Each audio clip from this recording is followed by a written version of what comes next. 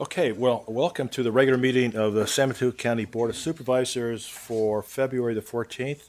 And will you now join me in the Pledge of Allegiance? To the flag of the United States of America and to the republic for which it stands, one nation, under God, indivisible, with liberty and justice for all.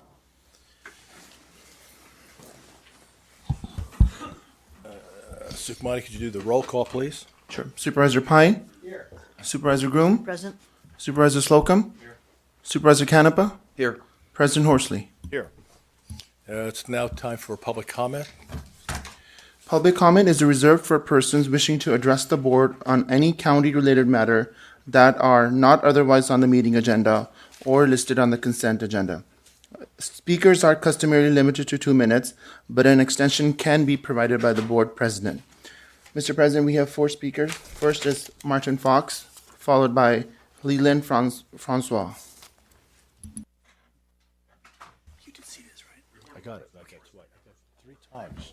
Supervisor Slocum and Mr. Malpe, and County Council Mr. Byers, thank you for your service to the county and for authorizing Laura's Law, known as assisted outpatient treatment.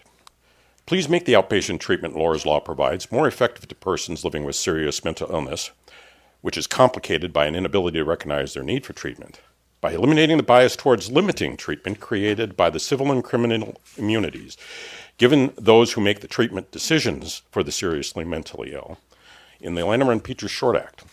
The saving grace of Laura's Law is that it creates greater opportunity to provide more effective treatment to persons living with serious mental illness who lack the capacity to seek treatment voluntarily than the dangerousness to self or others and grave disability Lanneman-Peters Short Act eligibility criteria does. However, Laura's Law does so at the expense of requiring multiple hospitalizations, incarcerations, or a violent episode to take place.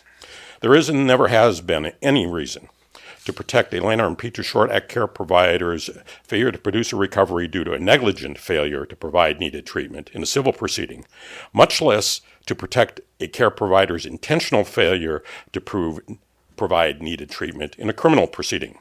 The well-intentioned but intellectually and morally flawed Lanneman-Peters Short Act continues to create needless pain and suffering despite the best intentions of crisis intervention training and diversion program advocates. We can alleviate the fear that family members of persons living with serious mental illness have of calling law enforcement by waiving the civil and criminal immunities given to those who decide to limit or deny treatment to the seriously mentally ill that are contained in the Lanneman-Peters Short Act.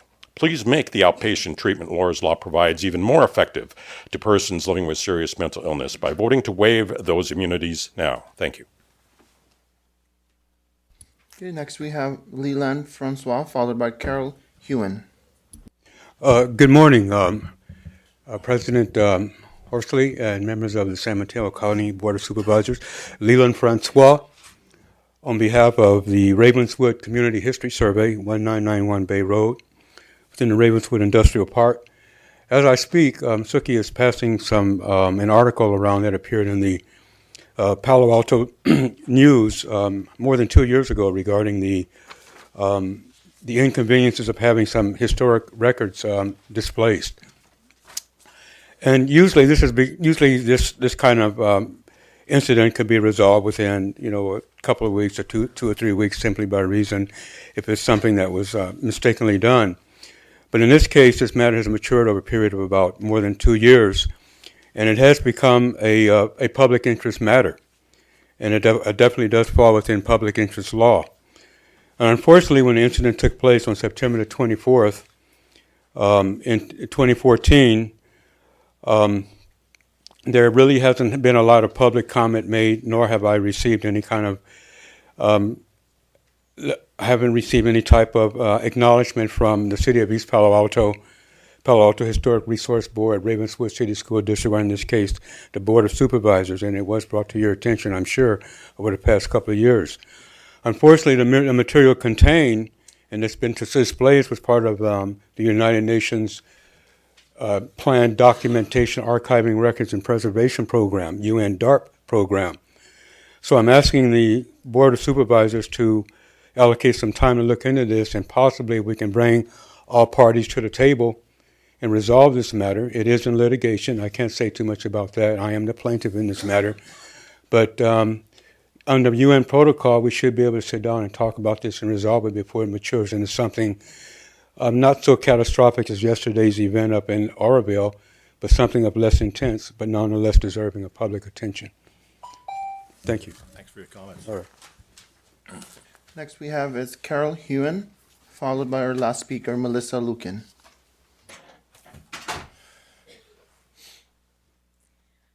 Good morning. My name is Carol Hewen, and I'm from the Unitarian Universalists of San Mateo. I want to say hello to Dave Pine. I'm in his first district and thank him for his service and his Facebook presence. I'm here to talk about the proclamation for the San Mateo commitment to support everyone in this community and tell you how much we appreciate it and how much it's appreciated in the wider community. There is a paragraph 4 in there that says we're committed to public safety. And I do believe that that's a given in this context where it's a congratulatory proclamation. It says that public safety is number one and that we will cooperate with all law enforcement officers, including the federal officers. And I think under the circumstances here, it sounds intimidating within this context, and it's not necessary. And I would ask you to amend the proclamation to remove that paragraph. My personal experience with this is the Unitarian Universalists of San Mateo hosts Homework Central 4 afternoons a week. And I visit there, and I have tutored there, and there are children there who are afraid. We have children in this county who are afraid of being deported, of having their families split up, of having their dad deported, and I've seen tears, and it makes me very sad. So I would ask you in this context to remove that paragraph. Thanks so much. Thanks for what you do. Our last speaker is Melissa Lukin. Good morning. My name is Melissa Lukin. I'm the Executive Director of CORA. CORA welcomes survivors, as you know, regardless of age, race, gender, sexual orientation, and immigrant status.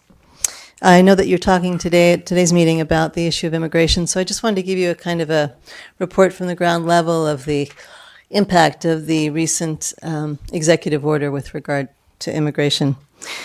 Domestic violence victims face numerous obstacles to reporting to anyone. They're ashamed, they think it's their fault, they want their families to stay intact.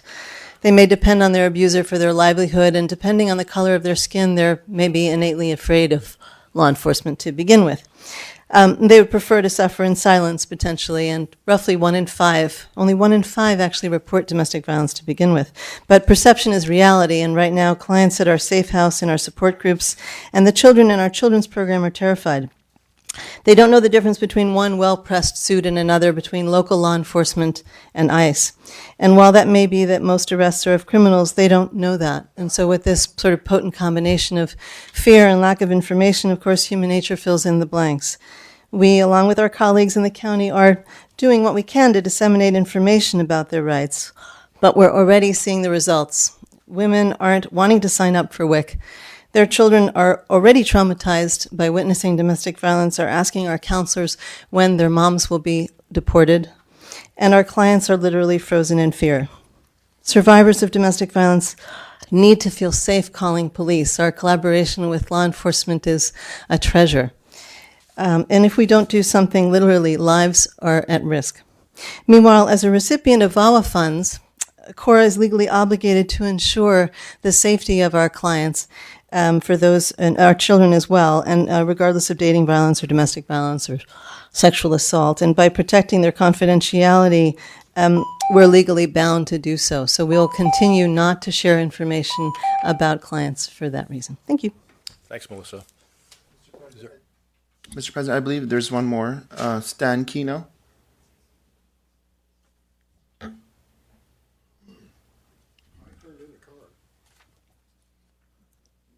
That's probably regarding item number 1 or 2.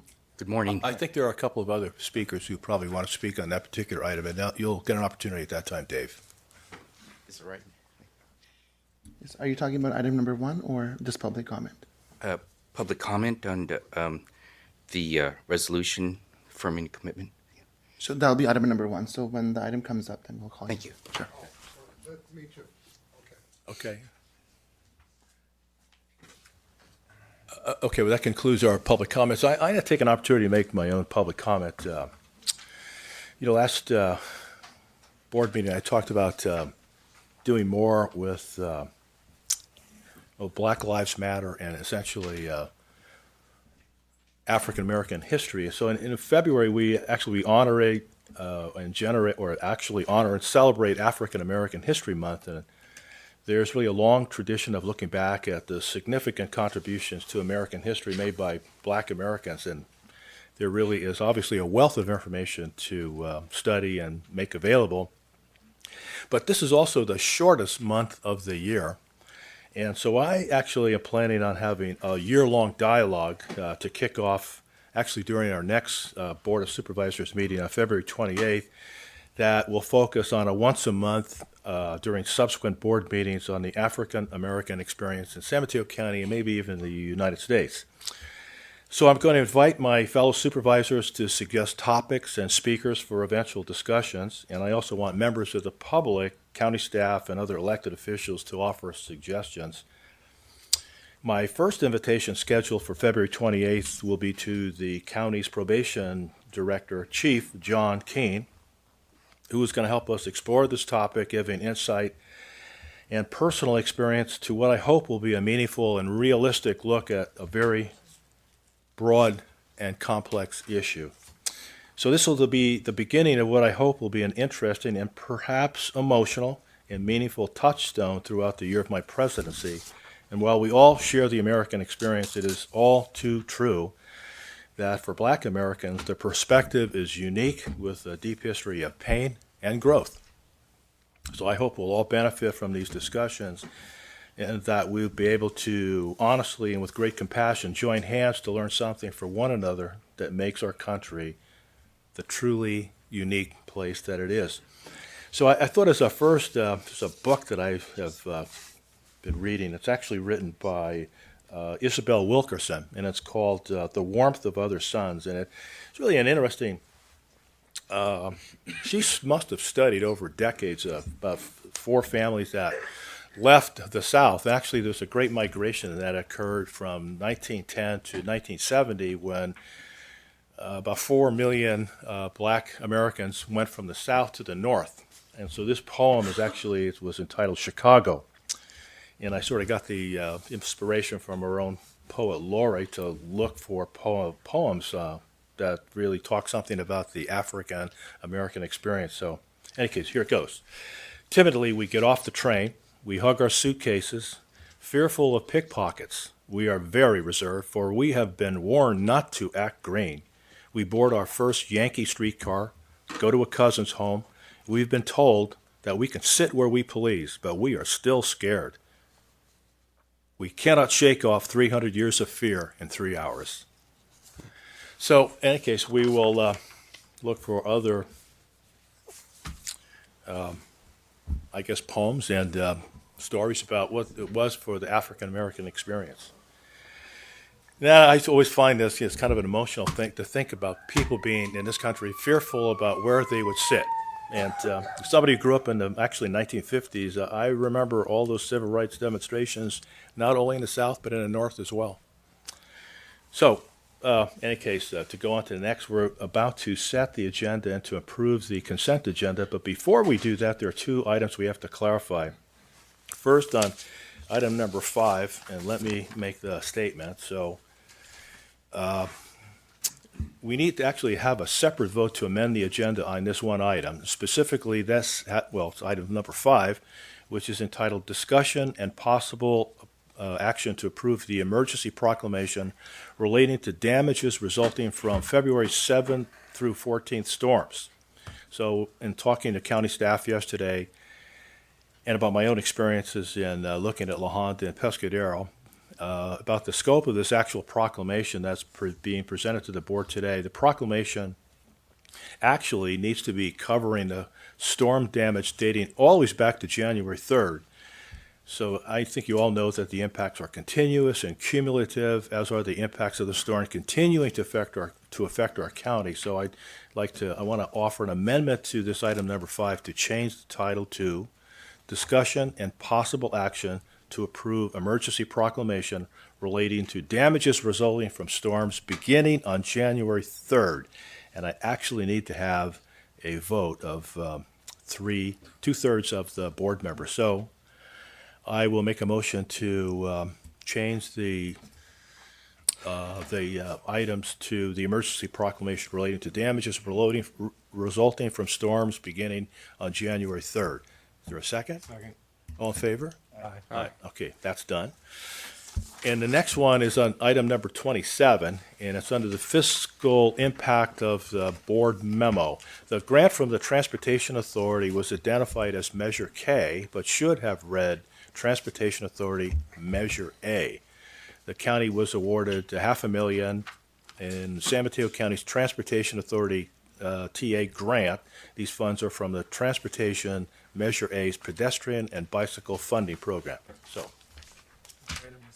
that's item number 27. So now we are ready to set the agenda and to approve the consent agenda. Mr. President, I move that we approve the agenda and approve the consent calendar and set the agenda With the changes that were, with the 2 changes that you previously discussed. I'll second it. all in favor? Aye. Okay. Thank you. So now we have the first item is the resolution affirming San Mateo County's commitment to support and respect all community members regardless of ethnic or national origin, gender, race, religion, sexual orientation, or immigration status. Supervisor Slocum, would you like to begin? Thank you, President Horsley. And this is somewhat related to the remarks that the President made earlier about Black History Month.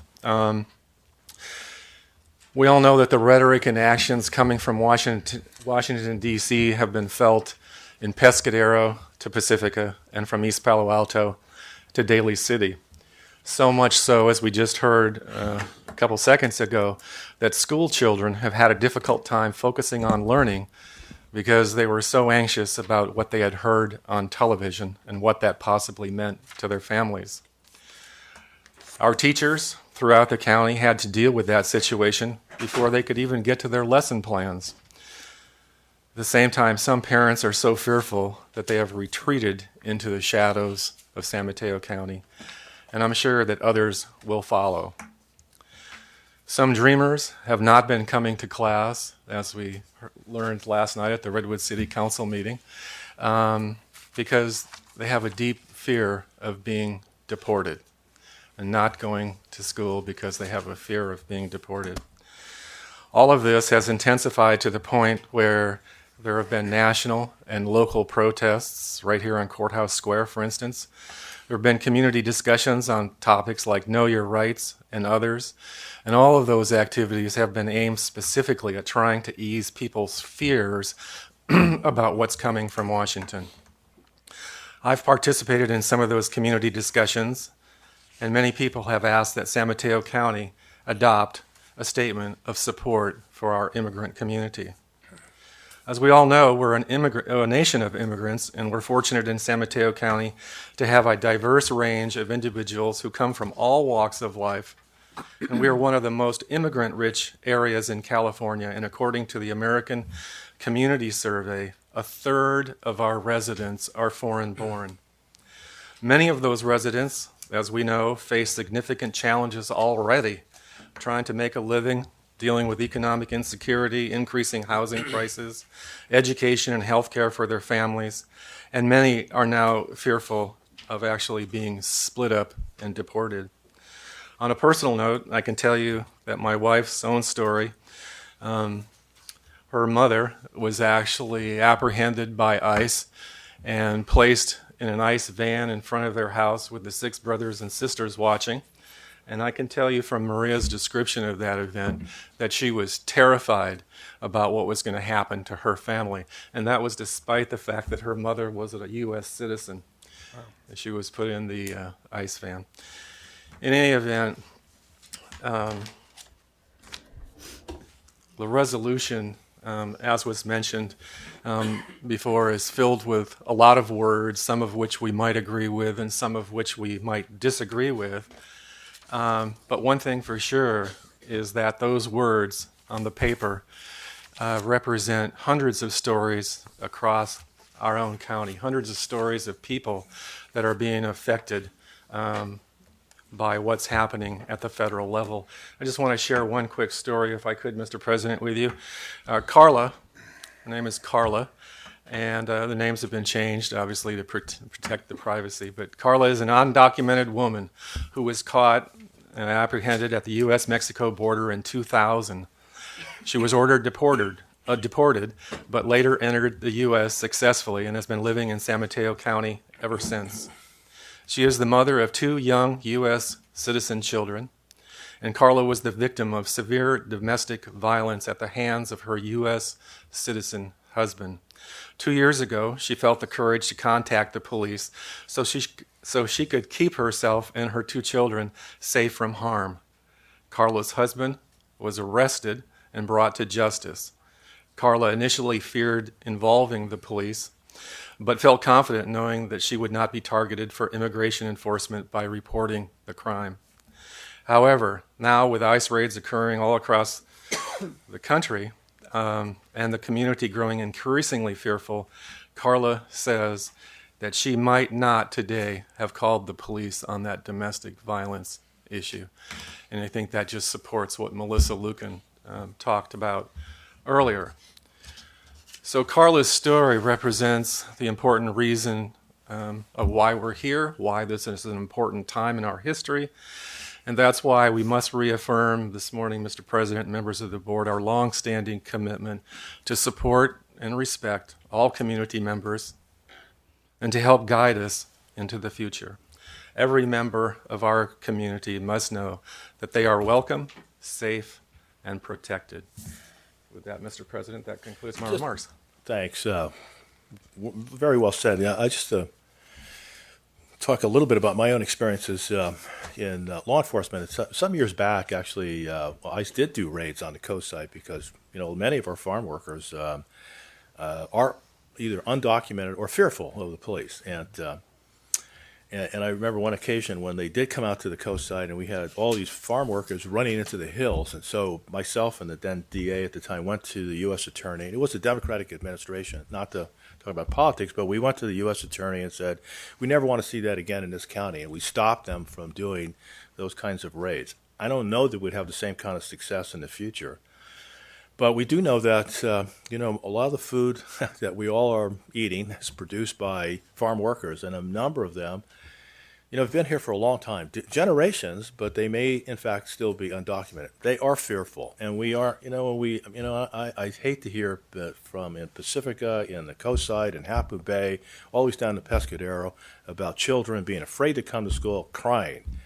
And that just shouldn't be. That is just, it's shameful, disgraceful, and we need to do all we can to make them feel safe and secure.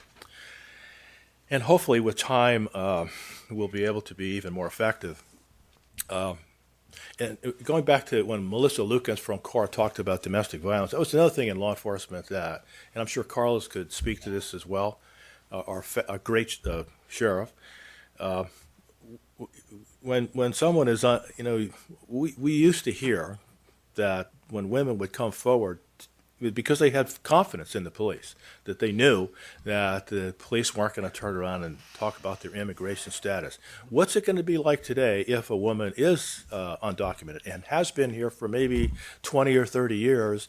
How is she going to feel about reporting to the police? So we've got to somehow, and I know that Carlos has done a great job and will continue to do a fabulous job in this whole county and spread the word.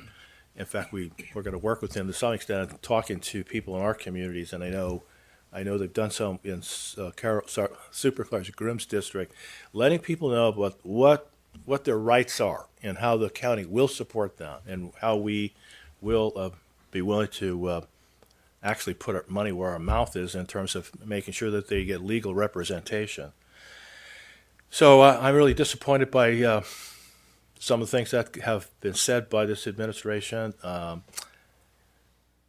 America was built on, if you look at the Statue of Liberty, it's like, it's just as, it's disconcerting to see, the comments that have come out of Washington, D.C. So we just hope that in the future, he seems to have made lots of backtracks on things, and perhaps, I guess I'm just being hopeful, maybe they will see that as well, because it is, you're going to really rip the fabric out of a lot of communities, not just in California, but it's going to be out in Georgia, in Texas, the rest of the country as well. So it's an issue that's going to affect all of us, and I really appreciate your comments, Supervisor Slocum. I now have a lot of comments, so I'm going to start with, and I probably mispronounced some of these names. I apologize for that in the future, or now. I'll do it again as well. Rafael Avendano is the first one, followed by Martin Fox. Morning. Good morning. My name is Rafael Avendaño. I was born in Antiguo Cuscatlán, El Salvador. I am an immigrant who is now a citizen. I'm the director of programs of the Siena Youth Center of the St. Francis Center that serves around 100 families annually. I serve about 180 youth annually. I was also blessed to start that program with the Sister Christina about 5 years ago. I'm an immigrant, now a citizen. I am actually going to be completing my master's in organizational leadership from the University of San Francisco in May. And I plan to further enhance all youth programs for San Mateo County. I'm an immigrant, now a citizen. A lot of my families couldn't be here today because they're working. Most of them. Just like my mom, who was a house cleaner and left El Salvador during the war. I was a refugee kid, given an opportunity by the United States of America. I had a dream when I was about 16 to start a youth center. Being that I was given an opportunity to coach because I was caught doing some graffiti on a stop sign by a police officer. And that was the best moment of my life because instead of taking me to juvie, he took me to the Boys and Girls Club. He paid a month membership fee for me to go and be a part of those programs. That month membership turned into a life of service. All I needed was an opportunity. I needed a pipeline that was education. I needed a pipeline that was love. And I found that through the grace of God, through my mom. I didn't really have a dad growing up. So a lot of people in my life who are fathers are mentors. Just like you. Thank you. Thanks, Rafael.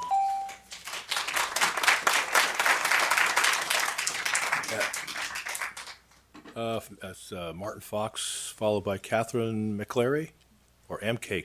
Geary. Guten Tag, Herr Horsley. I'm the grandson of immigrants who came over steerage to avoid World War I from Europe. And my father was 12 years old when his father passed away from being exposed to tuberculosis by working in a foundry because none of the other Europeans would work in foundries.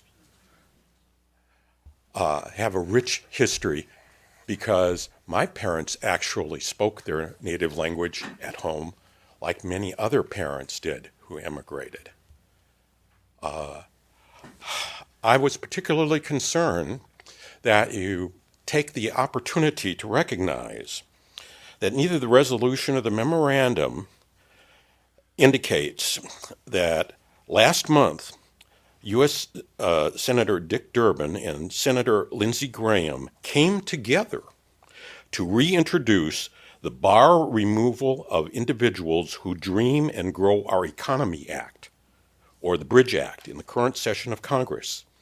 The Bridge Act would shield deferred action for early childhood arrivals or DACA recipients and eligible applicants from deportation for 3 years, while Congress has another chance to work on comprehensive immigration reform. I think that of all of the things that you could do, like you've done in the form of filing amicus briefs in United States versus Texas and in the Jennings case, I don't think it would cost much of anything to ask your federal representatives to support the Bridge Act's passage as quickly as possible and help reduce the fear. Thank you. Thanks, Marty. Catherine Geary, and followed by Gerald Schwartz.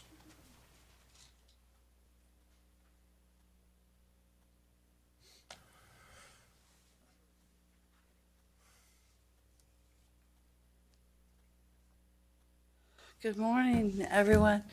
Happy Valentine's Day. No one said that yet. Or what I do is Sergeant Pepper's Lonely Hearts Club. That's where I go. All right, good morning. In regards to our Mexicali border, I have a lot of concern. What was done back in 1848 was the Treaty of Peace, Friendship, Limits, and Settlement. This was signed February 2nd, 1848, through Soldado of Guadalupe Hidalgo. This set limits that everyone was able to follow. Although at the time, 90% of the Mexicans that were here in the United States did remain loyal to the United States, there were limits, there were agreements, and although I feel that there was a lot of anticipation when Spanish people crossed the border, is that also what happens is a breaking down of a very old law, shall we say, over 150-year-old law, and along with it becomes an agricultural petri dish that is not healthy. And what I'm afraid will happen if it is not adhered to, some type of legitimate adherence, that diseases, agriculture, crops, everything could, over the next 50 years, decline to where no one's going to be healthy, let alone Mexico City. It would happen here. And this is my greatest concern for health in the state of California. The Mexicali border is not a federal issue. It's a California issue, because if a wall per se goes up, okay. But back in those days, we had bought California for the equivalent of $420 million, and we paid off a lot of debt. But the ravaging that happened south of the border was actually the Navajo, the Comanche, and the Apache wars. Thanks, Ms. Geary. Thank you. Gerald Schwartz, followed by Jenny Horn.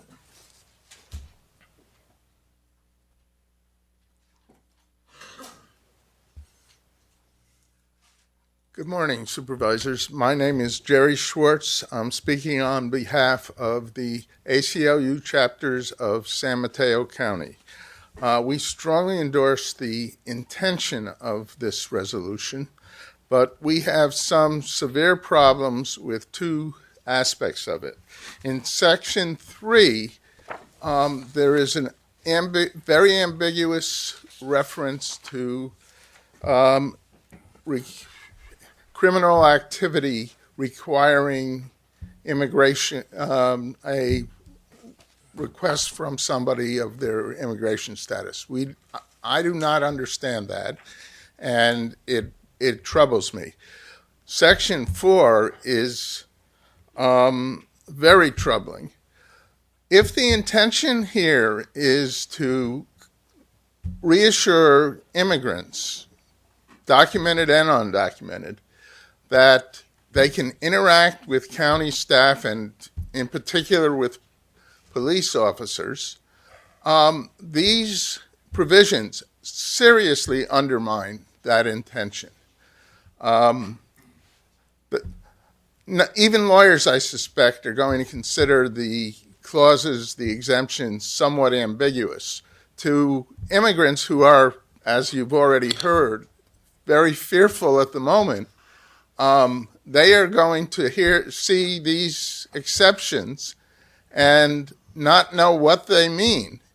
And because of that, they are going to be afraid to interact with county staff and law enforcement. Their concerns about ICE are entirely justified. We have seen ICE being duplicitous, and people justifiably do not trust them. Thank you. Jenny Horn, followed by Cheryl Munoz Bergman. Hi, my name is Jenny Horn. I've been at Legal Aid Society, San Mateo County for many years. I want to thank the Board of Supervisors for introducing this resolution. I think it's a wonderful and important thing.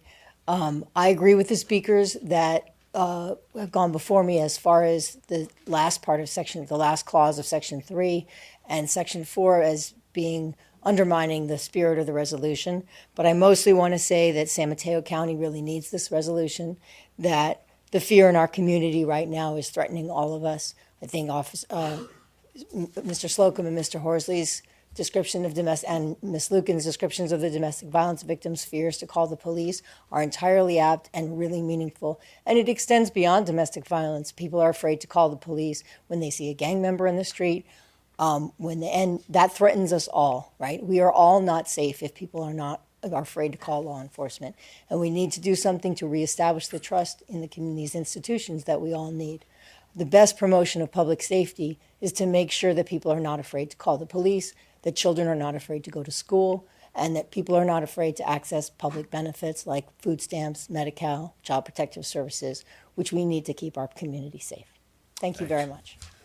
Cheryl Munoz Bergman, followed by Phil Jiggeriff.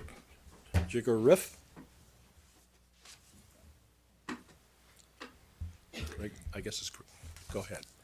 Good morning. My name is Cheryl Munoz Bergman. I'm the Director of Programs for the International Institute of the Bay Area. We're a nonprofit organization that provides immigration legal services here in San Mateo County. And I want to thank you and express my personal gratitude to you for presenting this resolution for consideration. I think it's a very strong and important statement in support of our communities. And I also would encourage you to consider the possibility of removing paragraph 4, which I believe dilutes the intention of this resolution. Over the past decade, one of the primary ways that our immigrant families have come into a situation where they're being deported is because of the warm handoff between the Sheriff's Department and ICE. And if that continues and children continue to see their families torn apart, I believe you received a letter from a student at Sequoia High School who wasn't able to be here today, but her father was deported. Her mother had to work 2 jobs, and she basically lost the adult support in her family because of her dad's deportation. And if that continues, and if our community members continue to perceive this collaboration between local law enforcement through the Sheriff's Department, particularly the warm handoffs at the jail, as people are released for any reason, whether it's because they were never charged, never convicted, or have already served their time, it continues to spread fear in our community. So I thank you profoundly for considering this resolution. I thank you profoundly for the support that you've all shown for immigrants in our community, for supporting the citizenship workshops, for supporting Know Your Rights workshops. Those are greatly needed in our community, and would just respectfully request that you consider modifying that paragraph. Thank you. Paul Grigorieff, followed by Teresa Anna. Good morning, honorable board members. My name is Paul Grigorieff, and I live in Half Moon Bay. I represent the Coastside Immigration Action Group. The IAG is a newly formed volunteer group that has come together to protect our immigrant neighbors from unconstitutional effects of President Trump's recent string of immigration-related executive orders. In the last 3 weeks, our group has enlisted 35 new members. This morning we come to ask that you strengthen and improve the resolution you're considering under this agenda item. We fully endorse your commitment in paragraph number 2 of the resolution to keeping the county, including the sheriff, from playing any role in enforcing immigration laws or in aiding immigration and customs enforcement to round up, detain, or deport our immigrant neighbors. However, we also have trouble with paragraph number 4, which seems to go against number 2 and endorse county cooperation with ICE for enforcement matters. We thus recommend that this paragraph be deleted. President Trump is now empowering ICE to arrest, detain, and deport immigrants based simply on an agent's mere suspicion that some sort of, quote, criminal activity, unquote, however he defines that, may be involved. An ICE arrest can then be used to justify a range of illegal tactics against our neighbors. And this is why we urge you to not cooperate with federal immigration agencies that use those tactics. Finally, we suggest that you adopt a new paragraph that explicitly denies ICE the right to use the facilities, equipment, databases, or information at the county jail to investigate immigration violations by jail inmates or to interview these inmates. We also suggest that you prohibit sharing information about inmates' place of birth with ICE agents. Thank you for your attention. Thanks, Paul. I misread this. It's the Reverend Anna Lang Soto, and I should know that. Sorry. And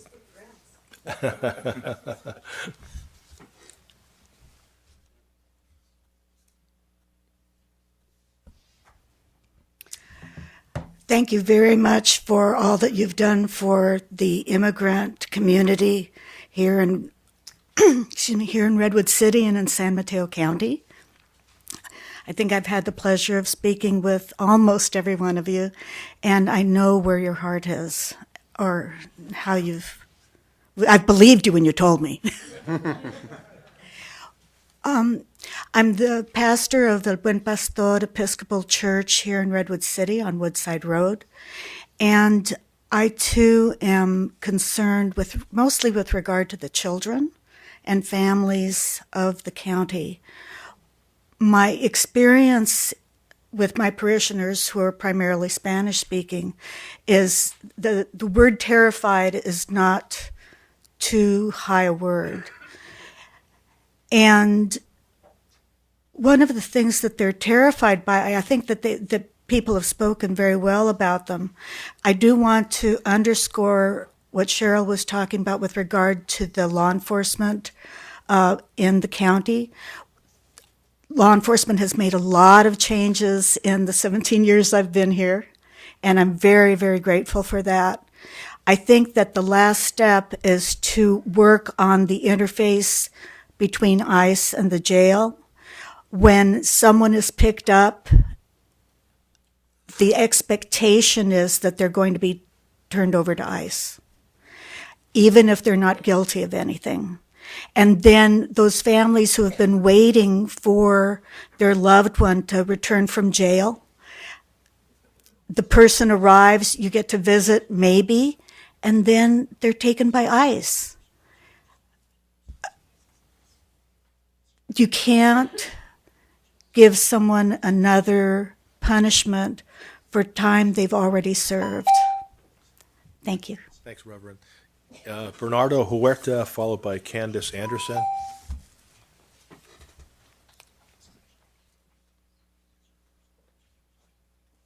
Bernardo Huerta, 2124 Cooley Avenue here in East Palo Alto.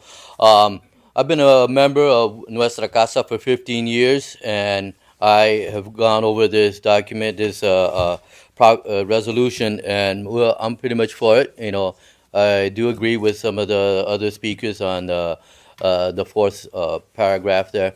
And also speaking on behalf of the Nuestra Casa board, we're all in favor of this. You know, you could always get paid back by writing a grant to the federal government for processing immigrants. But if you do, and this new president ends up restricting more people with green cards or whatever, you'll be ending up holding the bag.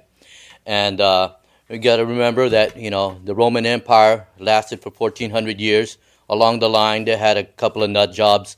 So I believe that we can survive all this, and this is a speed bump. Thank you. I agree. We can survive this. Candace Anderson, followed by Aaron Castle.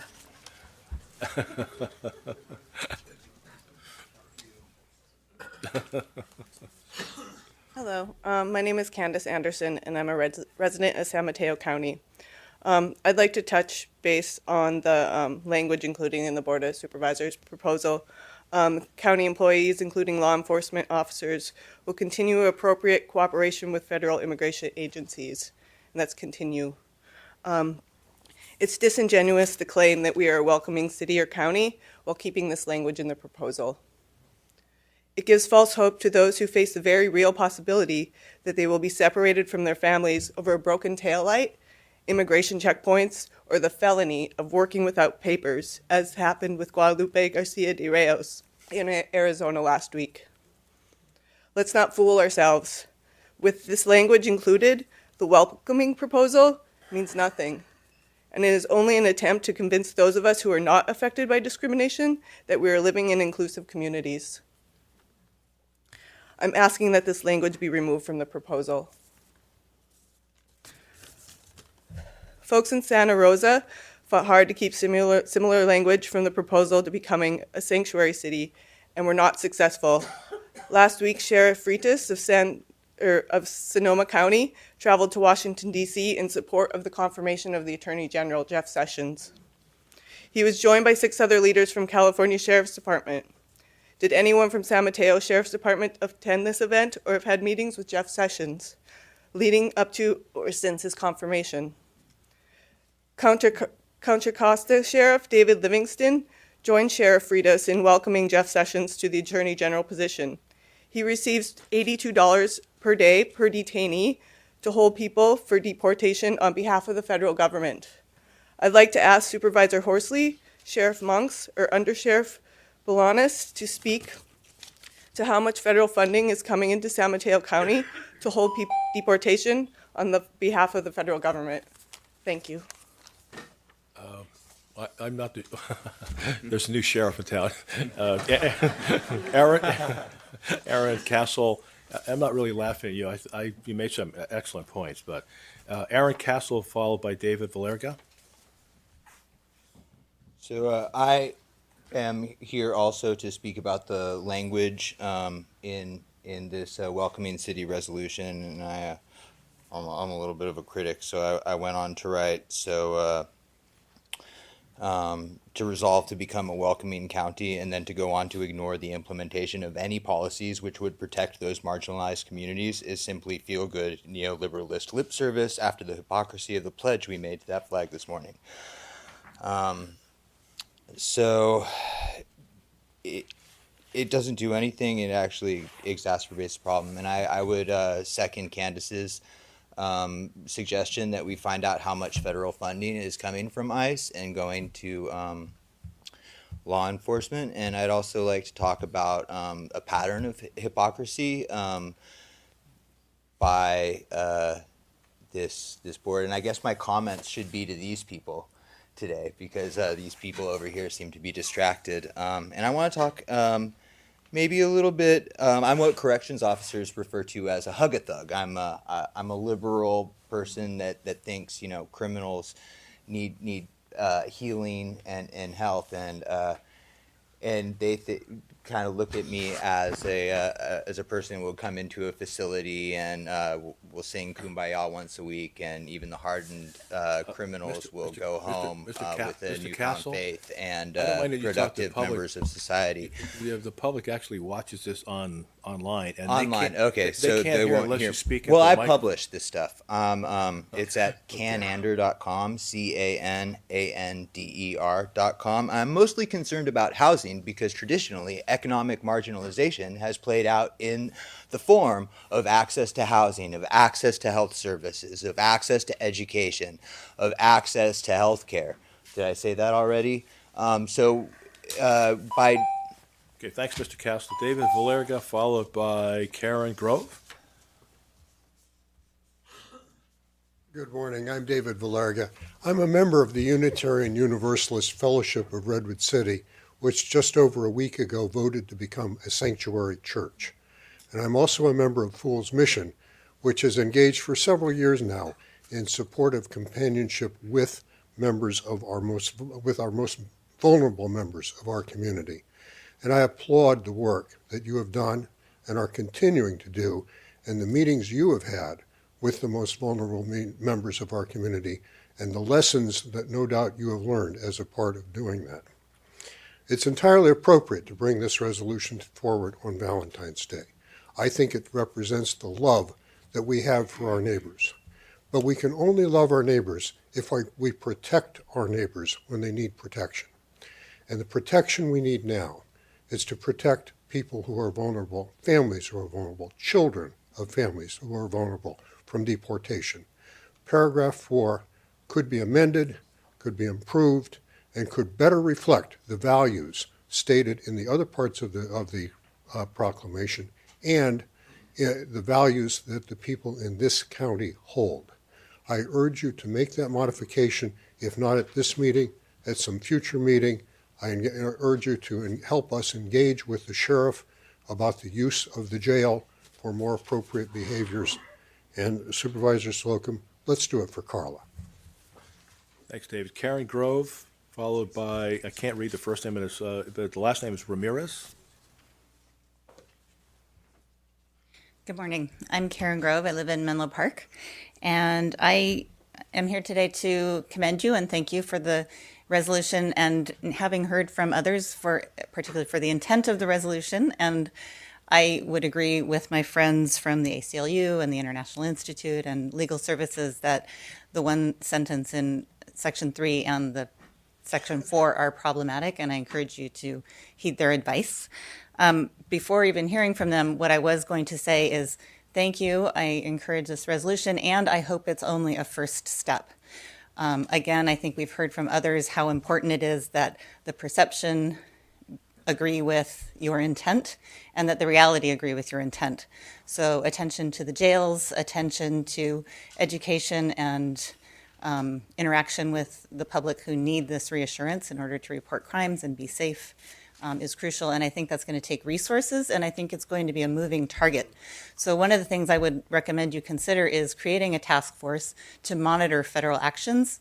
And this is not a time for business as usual. This is a time for creative solutions, perhaps some taking of risk, because these are not normal times. And if we're going to come through them, we're going to have to be courageous. So thank you for taking the first step. Thanks for your comments. Ms. Ramirez?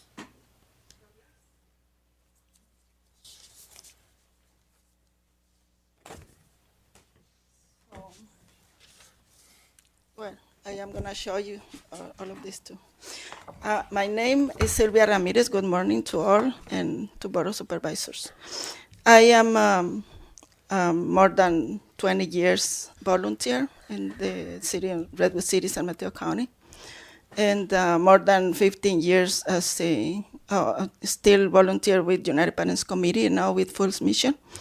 And also I'm one of the founders of NFO Youth Initiative. And we attend those kids from Redwood City who born, study, or live in Redwood City, North Fair Oaks. And I am also here to thank law enforcement, Chief Games, Under Sheriff Bolaños. I'm sorry, Sheriff Bolaños and Under Sheriff Trisha, because since we start trying to knock the doors, we feel safe in this community, this county, this city. And I'm not an expert on, in making amendments or whatever, but I am an expert on having one-on-ones with people, feeling their feelings, their fears and everything. So, and lately, we had a ICE appearance at Roosevelt in Redwood City, and this family now they live in fear, and they had to expend all their savings to buy a motorhome to move out. But now they don't know what to do with that because they have no place to have that motorhome. And she don't know what to do. Their family don't know. Also, the Rollinson Street, Rollinson Avenue, I don't know, that was by Marsh Road. And also that lady feels so fearful because she was already in deportation procedures, and that's the issue that I just want to bring you into your attention. Thank you very much, and I believe in America is a place built by immigrants. Diversity makes us strong and beautiful. So I'm claiming to keep this one. Thanks for your comments and your sign as well. Next speaker is Stan Keno, followed by Terry Chen.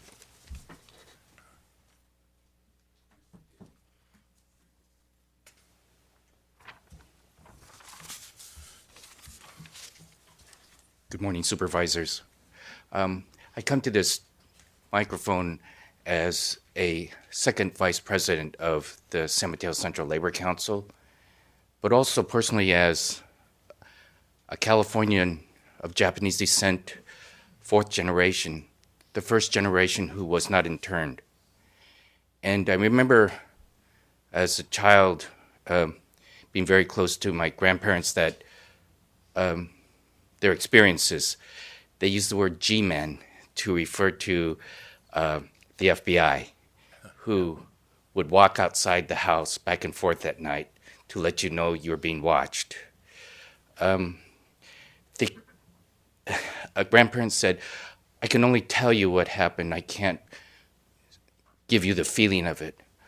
But one was detained by policemen, even with a district attorney's permit to travel to the coast to do business.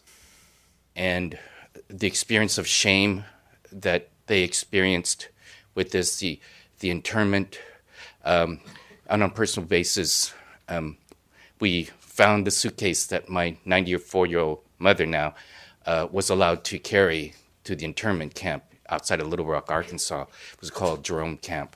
But the language of this inclusiveness, and as a person from the LGBTQ community, I cannot express enough how I value the wording of this resolution, and I applaud you, and I encourage you to move continuously forward in that direction. It means a lot. Another reason why I value living in San Mateo County. Thank you. Thanks for your comments, Mr. Keno. Terry Chen, followed by Miriam Kelly.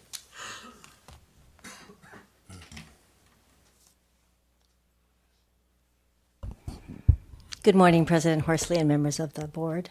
My name's Terry Chin. I manage the Fair Oaks Community Center. I work for the city of Redwood City. I'm also a sixth-generation Chinese American here in California, in the United States. And I'm the head of a mixed status household. Some members citizens, some members undocumented, some members on the path to becoming residents. As Supervisor Slocum mentioned last night, we had an overflow crowd at the city council meeting where Redwood City passed a welcoming resolution to become a welcoming city. And before I go on, I actually do want to thank both Supervisor Slocum and President Horsley for your very, very heartfelt words, because it's obvious that not only in your own experience, but as you've listened to others in our community, you really are deeply understanding what the issues and concerns are, and are deeply understanding the concerns and fears that people have. Last night, a big part of it was the fear of separation of our families. That was a big part of the theme. I want to applaud you and thank you for the very powerful message of the resolution. And I think what I would say for us as public servants, that our task is to continue to listen and figure out how do we then move forward in that implementation of these kinds of resolutions, and really not only help our community feel safe, but to actually be safe in whatever ways that is. And whether that's through a modification of the resolution or whether it's the way we implement the resolution, that would be what I would ask us to move forward with. Thank you. Thanks, Terry. Miriam Kelly, and followed by Sarat Escorza. Good morning, Supervisors. My name is Miriam Kelly. I'm an immigration attorney with Community Legal Services in East Palo Alto. We serve the low-income community of East Palo Alto and the surrounding community with housing and immigration. In these recent times, we've seen a lot of panic in the community. People are really scared. People are afraid to send their children to school. People are afraid to go to work. Every day at our office, we have a line of people who are saying, what can I do to become documented? What can I do to make sure that I don't get separated from my family? And unfortunately, we have to tell them sometimes that there's not anything you can do. The immigration laws are limited, and we don't know how these executive actions are going to be playing out in real life. I applaud the supervisors for this resolution, but I do echo that it is problematic. I want to point out that in San Francisco, our neighbors to the north, in Santa Clara County, our neighbors to the south, their resolutions to become sanctuary cities and to make sure that ICE does not cooperate at all with county officials go further than what this resolution would provide. So I urge to make sure that we can maybe go a step further and completely prohibit cooperation from ICE. I thank Supervisor Slocum for mentioning the story of our client Carla, and I also wanted to bring up another one of our clients, Juan. Juan is somebody who's been living in the United States for over 10 years, U.S. citizen wife, 2 U.S. citizen children. He was convicted of a nonviolent offense and then was turned over by the sheriff to the immigration authorities, which then started a 3-year odyssey of deportation proceedings. He has 2 little girls. The youngest little girl is 9 years old, and she saw her father be arrested. She saw that he was put away from her for so long. She now suffers from panic and anxiety. She's had to be in therapy.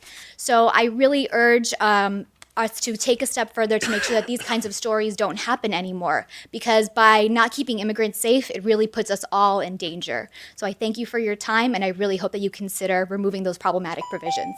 Thank you. Next, Sarait Escorza, probably mispronouncing that, and then Diana Garcia. Good morning, Supervisors. My name is Saraita Escorza, and I'm a resident of East Palo Alto for over 10 years.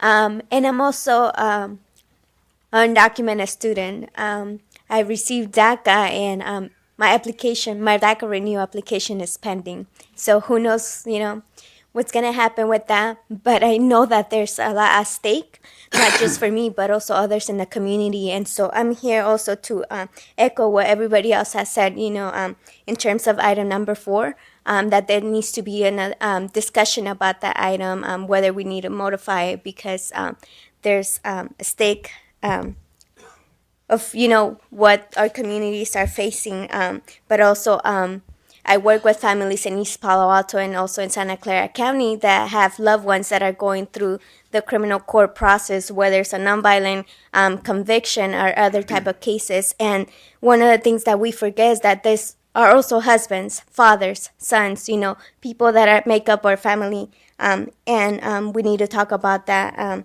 so that there's, that collaboration, but no ICE collaboration that can separate our families. So again, I just want to thank you for your leadership and make sure that we have a discussion on item number 4. Okay, thanks for your comments. And last speaker is Diana Garcia.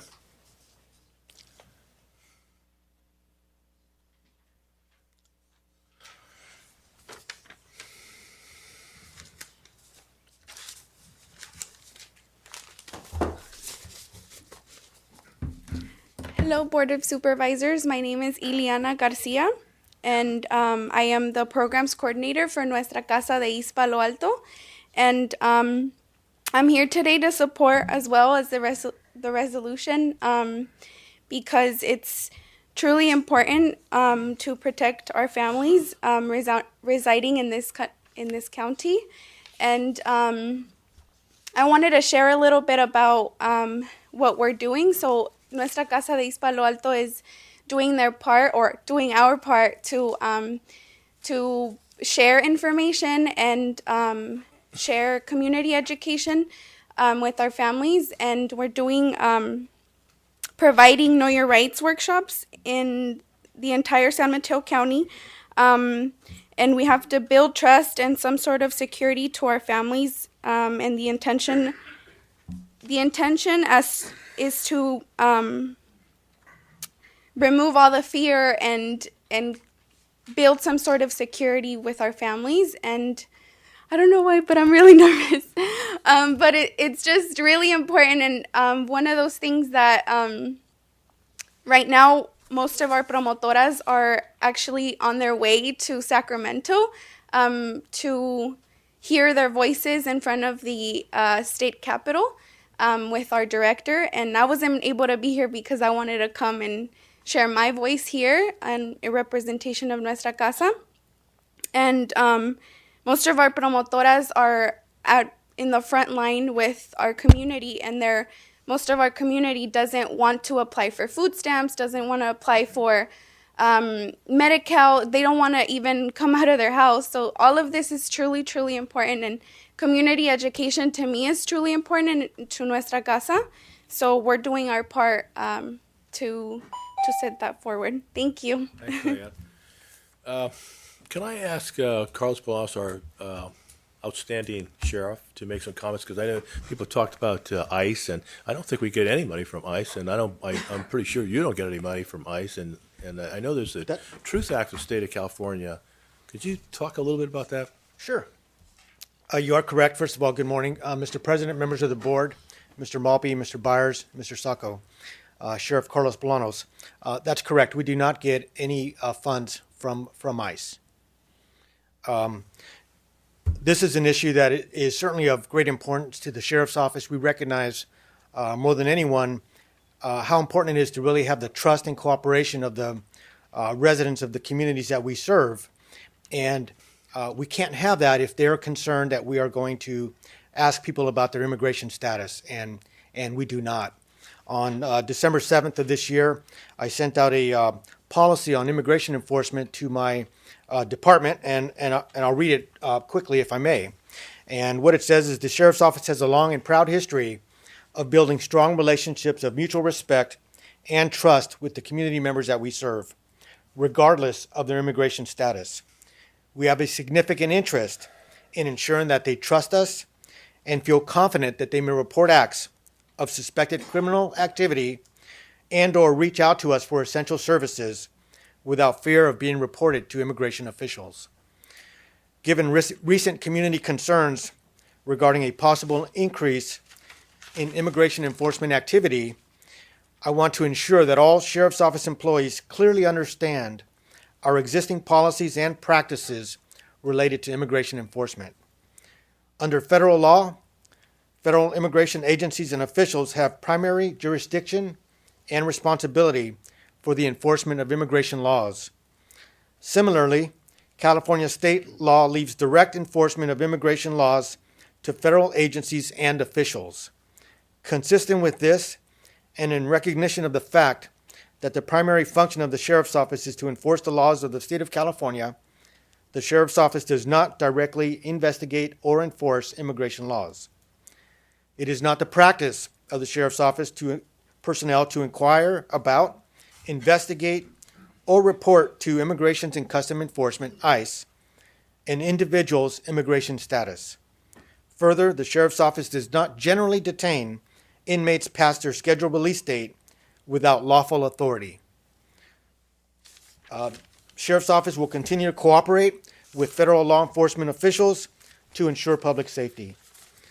All persons booked into our detention facilities have their fingerprints uploaded to a Department of Justice database, which federal immigration officials may access for use in making a determination regarding an inmate's possible immigration status. Following this process, ICE may choose to issue to the Sheriff's Office a request for voluntary notification of release of suspected priority alien. The Sheriff's Office will continue to respond to these requests with accurate and timely information, providing the anticipated release date and time for an inmate. Sheriff's Office will also continue to grant ICE agents access to our detention facilities to interview inmates and take appropriate enforcement action, including taking custody of an inmate pursuant to federal law.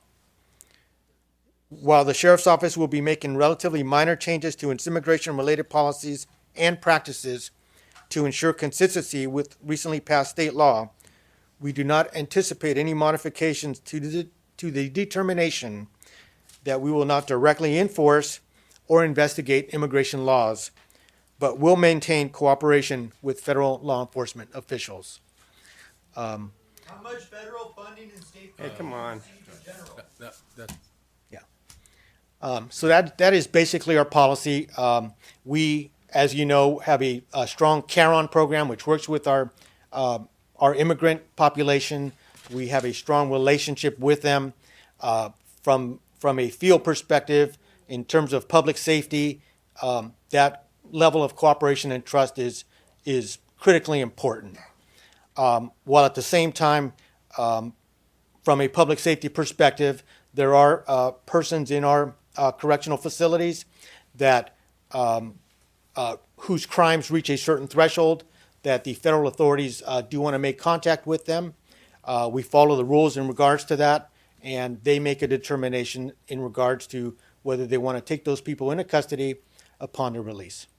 Okay, but you don't hold them beyond their release date. We do, no, the Trust Act of 2014 forbids us from holding somebody beyond their release date for ICE officials. Okay. Thanks, Carlos. So, yeah, Supervisor Pine? If I may, just a question or two of the sheriff. Well, first, Sheriff Bolanos, I think it'd be informative if maybe you just told people a little bit about your background. If I believe you're the son of an immigrant, and I must say that I think you've brought a very refreshing, in my view, perspective onto some of these issues. So perhaps you could speak to that. Thank you, Supervisor. That's correct. My parents were born in Nicaragua. They met here in the United States. I was born here. English is my second language. I hope you can't tell. When I started kindergarten, I didn't know one word of English, and I recognize and certainly feel for the fear that is out there in our community. And I have to weigh those fears with my responsibilities as the sheriff. But from my perspective, they are all my residents and the people that we serve. And I will work with the board, with the county manager's office, and with the community, as well as my legal counsel, to ensure that what we do is the right thing for the people that we serve, while still maintaining my responsibilities. Okay, thank you. I mean, I think it's very, we're fortunate to have someone with your personal history in the job that you hold. So I do want to take a minute, if I may, about two issues where the rubber really meets the road here. And like with all policy matters, we're pretty rarely ever black and white. So the first one is we receive from the Department of Homeland Security a so-called, quote, request for voluntary notification of release of suspected priority aliens. And of course, you're familiar with that form. But for the benefit of everyone here, I just wanted to read out what some of these categories are. Like, for example, there's there's 6 categories of what a suspected priority alien is. So the first one is has engaged in or is suspected of terrorism. Second, has been convicted of an offense of which an element was active participation in a criminal street gang. 3, has been convicted of an offense classified as a felony. I'm paraphrasing these. 4, has been convicted of an aggravated felony. 5, has been convicted of a significant misdemeanor defined under Department of Homeland Security policy.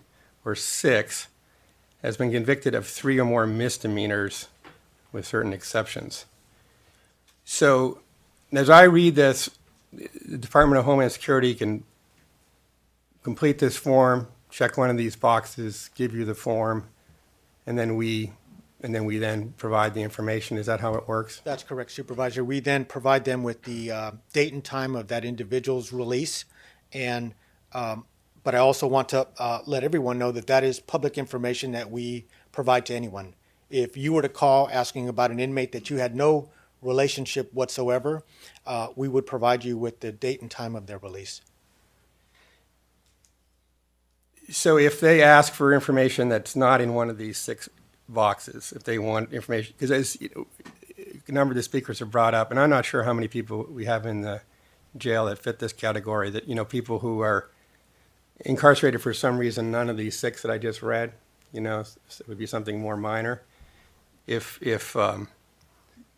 Homeland Security says we want information about that person, so they don't fit one of these 6 boxes, what would we do?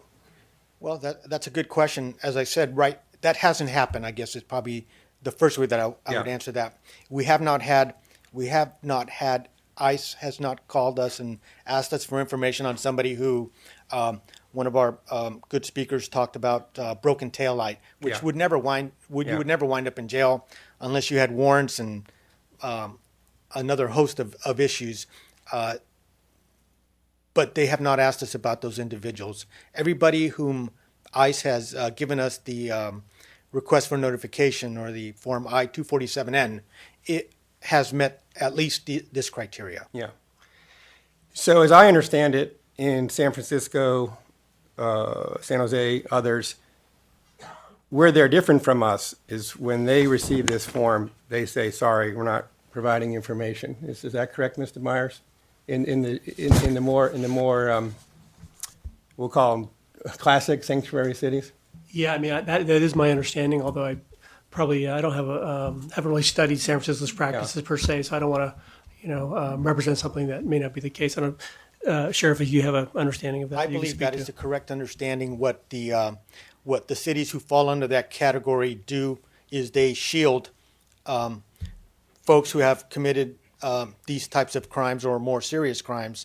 Even if they're in one of these boxes. I believe that's what they do. Yeah, I think that's the case.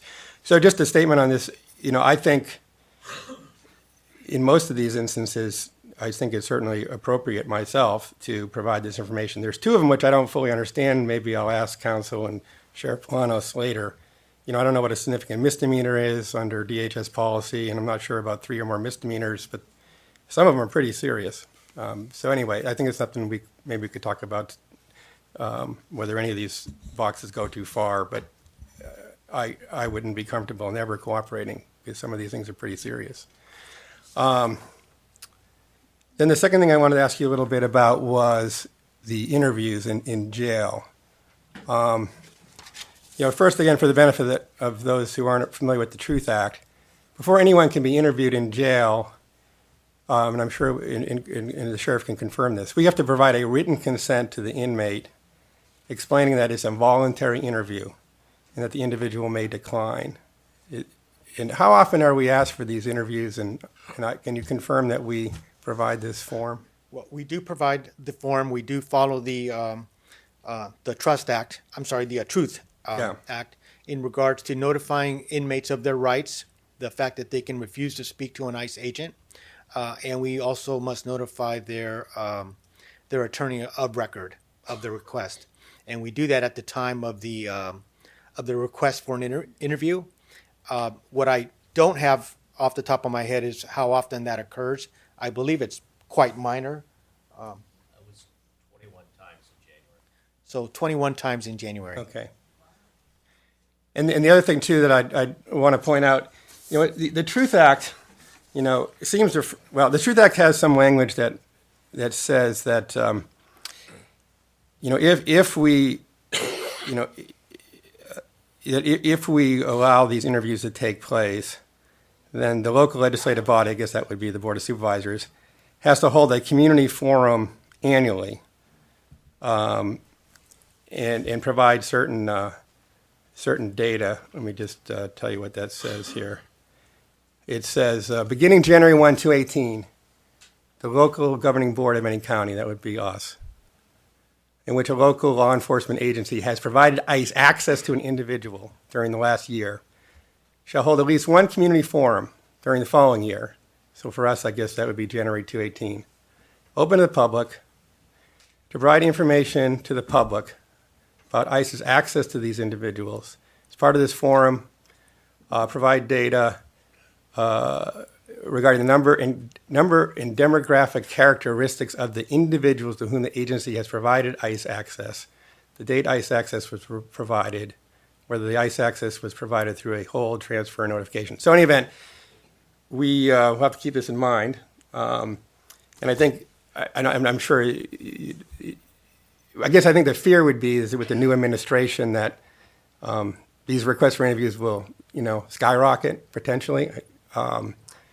So we'll want to keep track of how many of these are coming in. And again,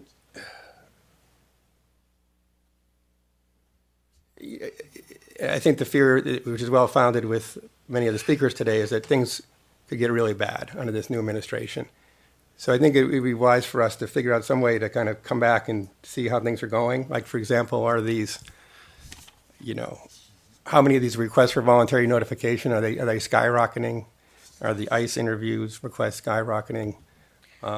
We haven't seen anything so far, skyrocketing yet, right. and we are capturing all of that data, and we'll certainly provide it to you once we have a baseline that we can feel comfortable with.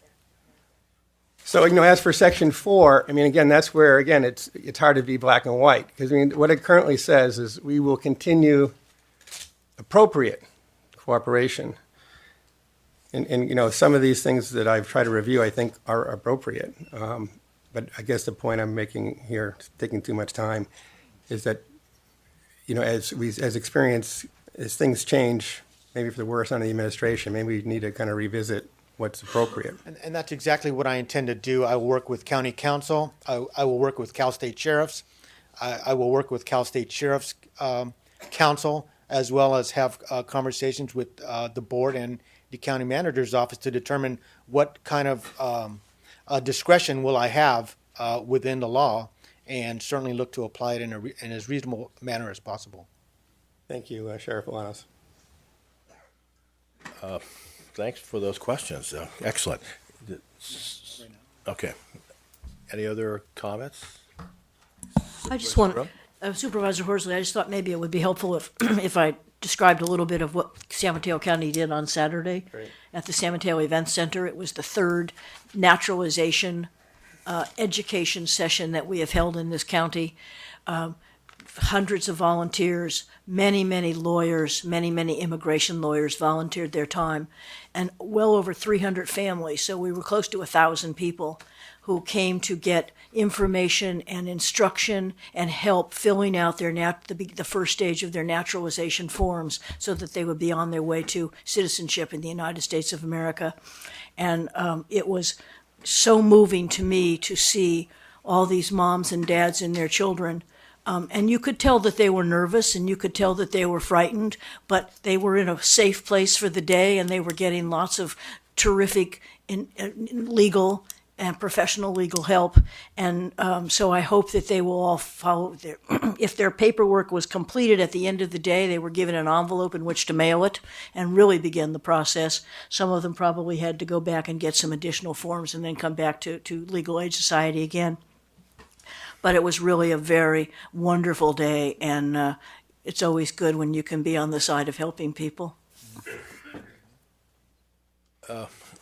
I just got a little note from one of my colleagues here that we should set up maybe a task force. But actually, what I like to do is, because the origin comes from Supervisor Slocum and myself, maybe we could have an informal task force and meeting with our sheriff, and just kind of monitor that and report back to the board in maybe a quarterly basis for now.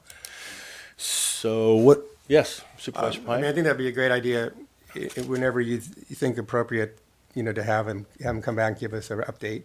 It looks like we're going to have to do one in January next year, but we'll probably want to do one sooner. Yeah, I think we would. Okay. And then, if I may just make one other comment. I was actually called by a reporter about this matter, and I provided a fact that was really wasn't quite right. I was asked. I said I was trying to make the point how San Mateo County is a county of immigrants, and I think I said that 1 out of 6 people in the county are foreign-born. More than that. But this is absolutely amazing. 258,000 people in our county were born in a different country, so that's over a third, not 1 in 6. And then of that number, 115,000 are not citizens. Now, that doesn't mean they're all undocumented. They could have green cards, or they could be children who came across the border at a very young age and have gone through our schools very successfully. But, this is a big issue for our county, perhaps more than most counties in the United States. So one thing I wanted to suggest to my colleagues, as I've read in the paper that some cities are appropriating some amount of funding to help with legal defense in the event, as we know, the Obama administration took executive orders to protect a lot of people. And the fear is those are all going to be unwound. So those folks are going to be in need of legal assistance. So I would suggest perhaps the county manager give some thought to maybe making some appropriate appropriation to aid in the defense of some of these items. And another idea I had too is, if that number is X, maybe there's another number Y that we can use as a challenge grant for private law firms to match, or something like that. Okay, good idea. And maybe when we talk about our upcoming mid-year budget, we can also add that as well as a potential priority for next year. So, any other comments? Is there a motion to approve the resolution? Oh, one more speaker. Let's see. This is Art Dent.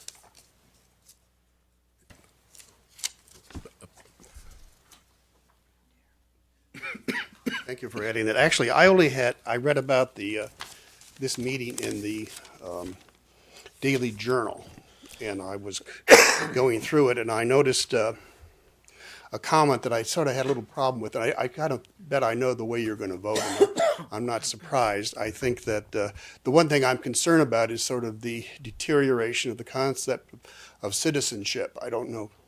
Back when the Roman Empire was in decline, one of the lesser-known Roman empires got the idea that he would arrest the decline by declaring everybody a citizen.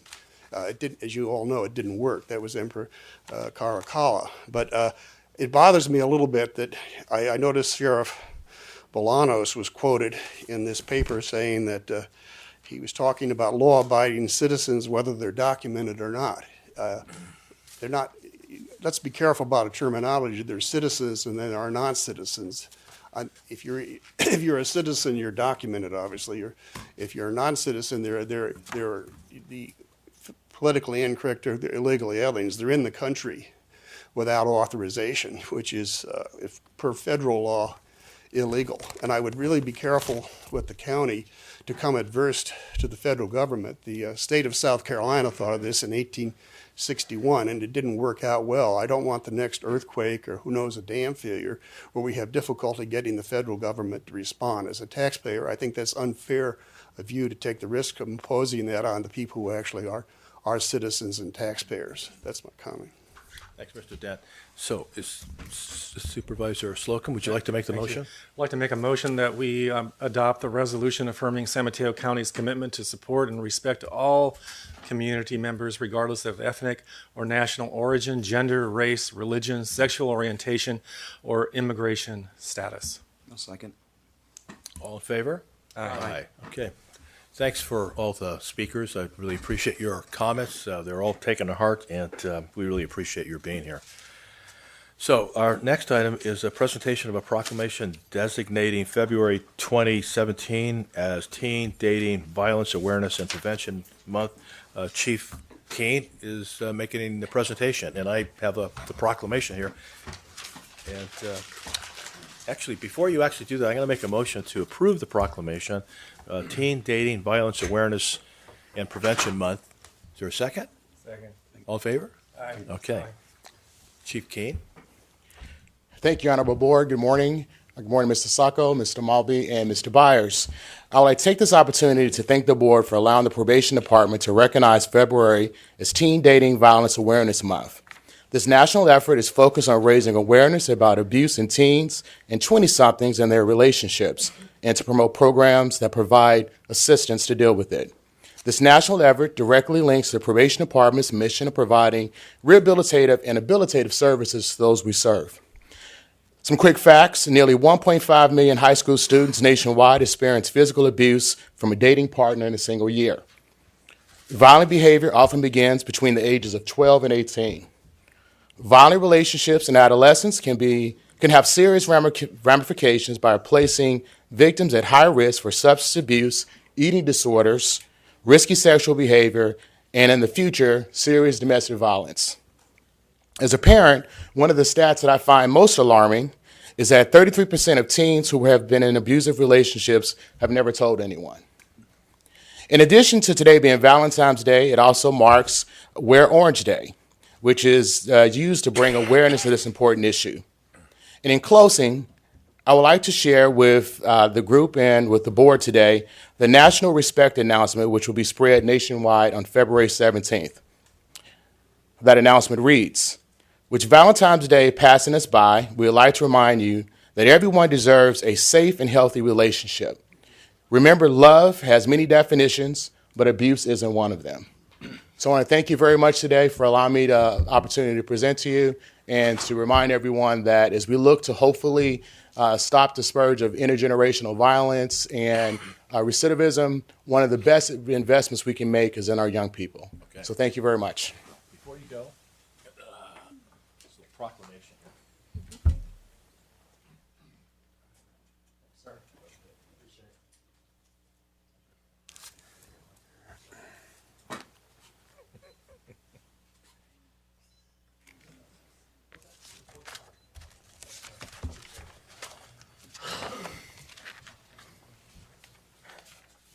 And Supervisor, I'd be remiss, you had just mentioned the poem that you read during your opening. I would tell you that my grandparents were members of the Great Northern Movement, and so my grandfather actually recalled those days of getting off the bus and the feeling that he had and the message that he imparted on many of us as his grandchildren. So I very much look forward to our conversations in the coming months, and I really feel honored that you asked me to be a part of those. Thanks, Chief. Thank you.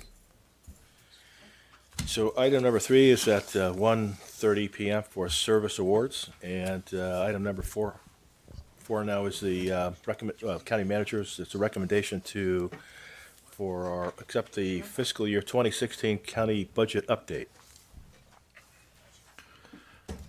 Mr. President, members of the board, you have before you today the annual mid-year report in which we give the board a status of where we are with respect to the fiscal year 17 budget and do projections that we will be using and assumptions for the fiscal years 18 and 19 budgets, and obviously solicit any input that the board has or direction that we use in preparing the recommended budget, which the board will see in June, and then of course you'll see the final budget in September.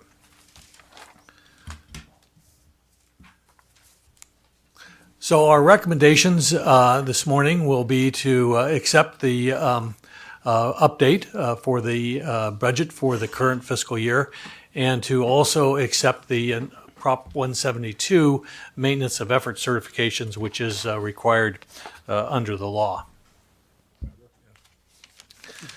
In the beginning of the report this year, I was thinking about something that would best describe where we are, and it seemed that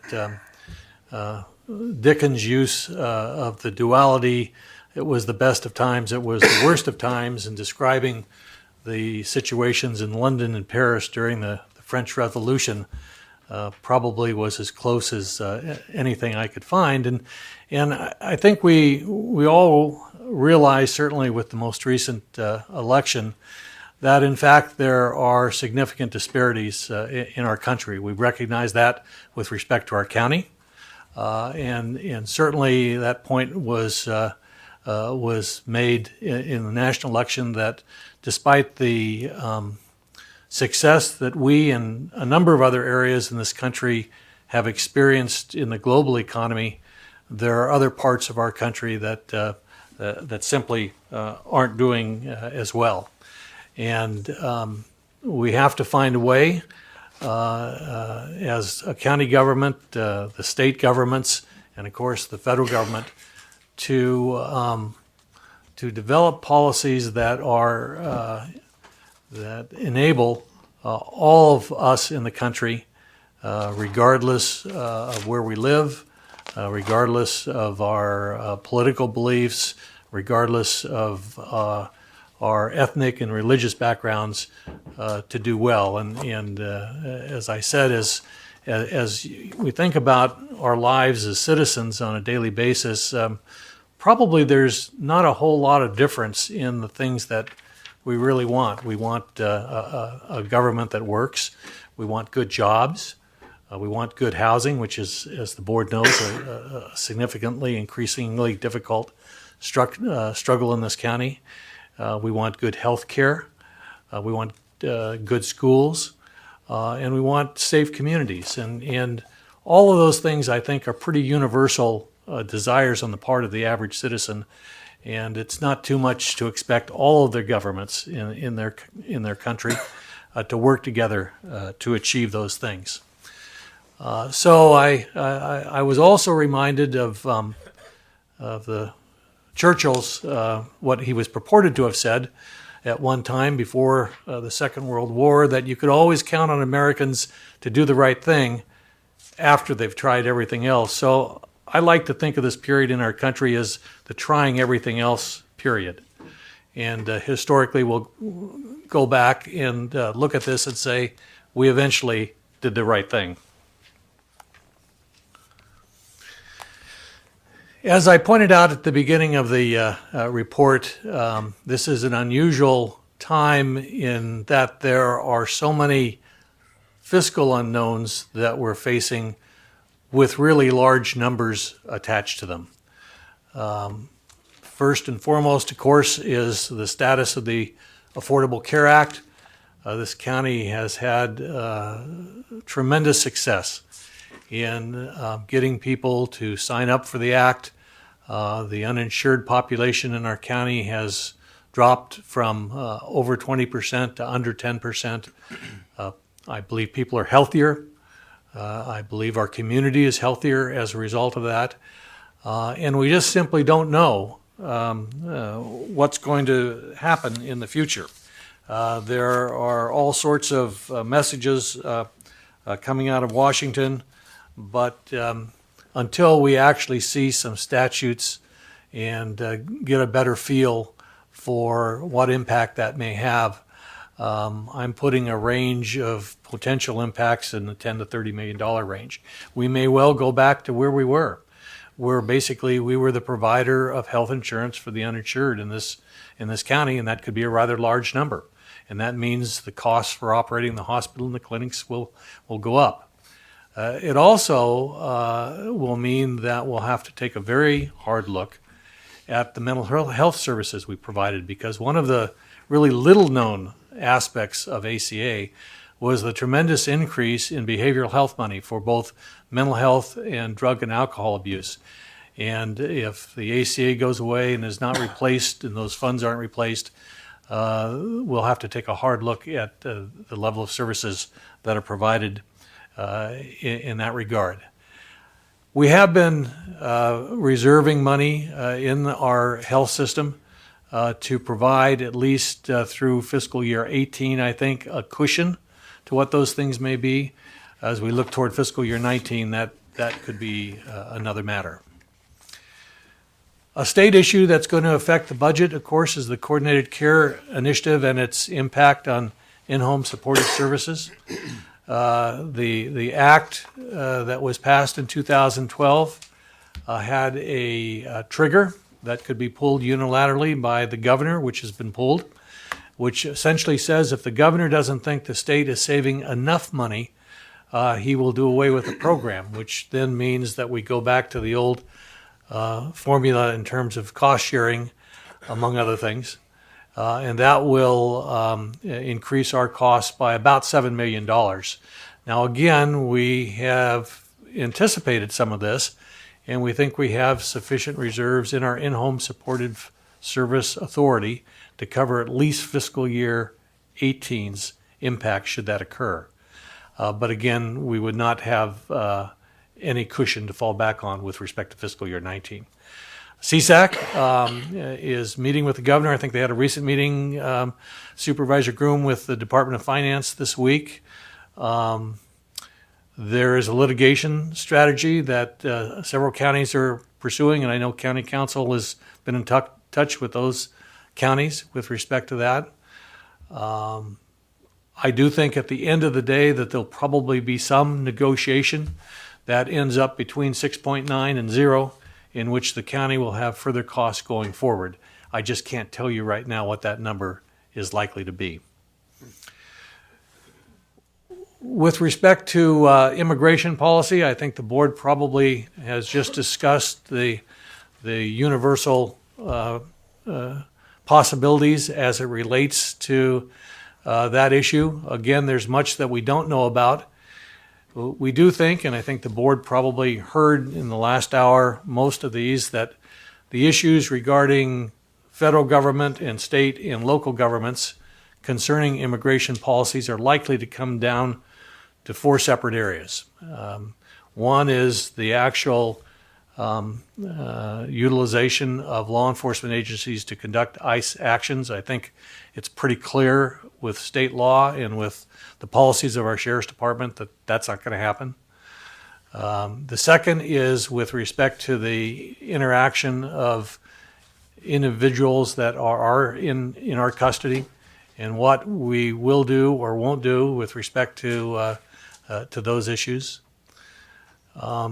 Thirdly is an issue that will relate to deportations that take place in our county, and especially if a juvenile child is a lawful resident.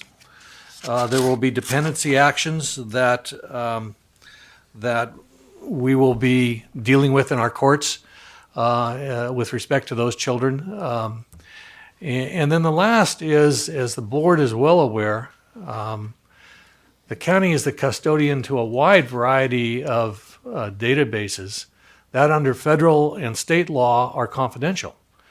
And so when somebody that is not entitled to have access to those databases wants those databases information, we will be governed by the law. And if that's not sufficient, we will be telling them that they need to get a court order from a court of lawful jurisdiction in order to have that information. So what's the fiscal range of issues that represents? Depending on what happens, it could be 0. If you look at the law enforcement money that we get directly from the federal government, maybe $13 million. If you look at all of the federal money we get, perhaps as much as $124 million. So again, given what we do and given what the administration may or may not do, given what state law may or may not allow us to do, there are a whole range of possibilities that we just don't know right now.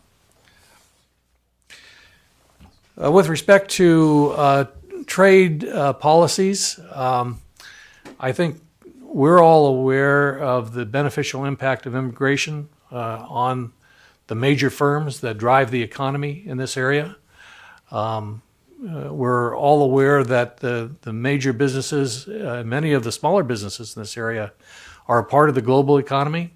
They not only draw workers, but they have businesses abroad, they have customers abroad. And so any significant changes in trade policy could have a detrimental impact on our economy. We anticipate revenue growth now at about $18 million a year for just an arbitrary look on what might be a worst case if the trade policies were changed, high tariffs were imposed. Perhaps our revenue growth could be $10 million a year. So it does have an impact on our budget and our economy.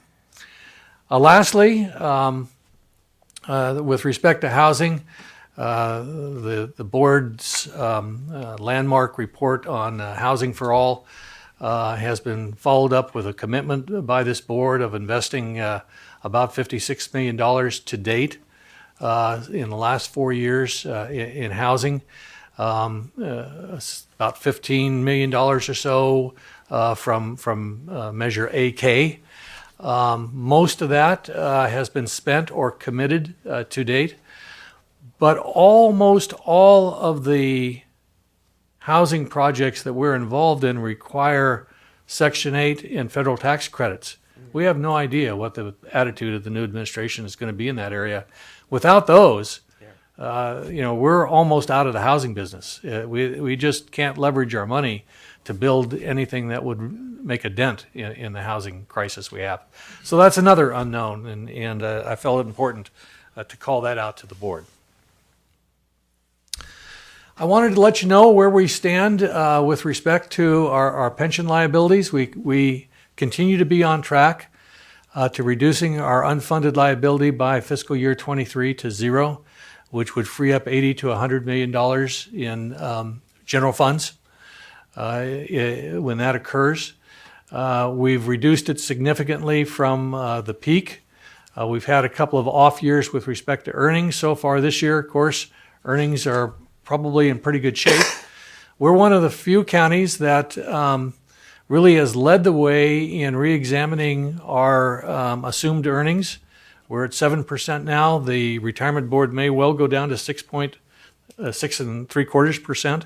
So I think with respect to assumed earnings, although it costs us more money, I think we're more realistic in the long run about what we can expect to achieve.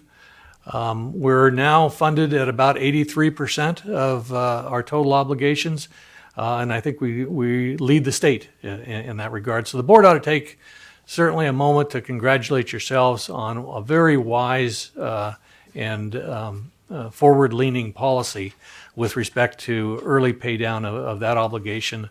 As I listen to my colleagues in cities and counties that are members of PERS now, their budgets are just being whacked. Supervisor Canepa, shaking his head, understands with Daly City what some of the impacts of that are on city services. So we're in a much different position, and it's because of your foresight and policies that have enabled that.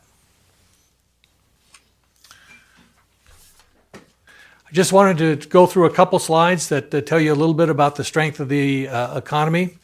Our assessment roll is the last 2 years has been about a little over 7.5%. We suspect that this year the growth will be about the same, which means that our property tax revenues are very healthy. We've just about eliminated all of the properties that had their assessments rolled back after 2008. There's still a few, but that should be eliminated this year if the economy remains where it is.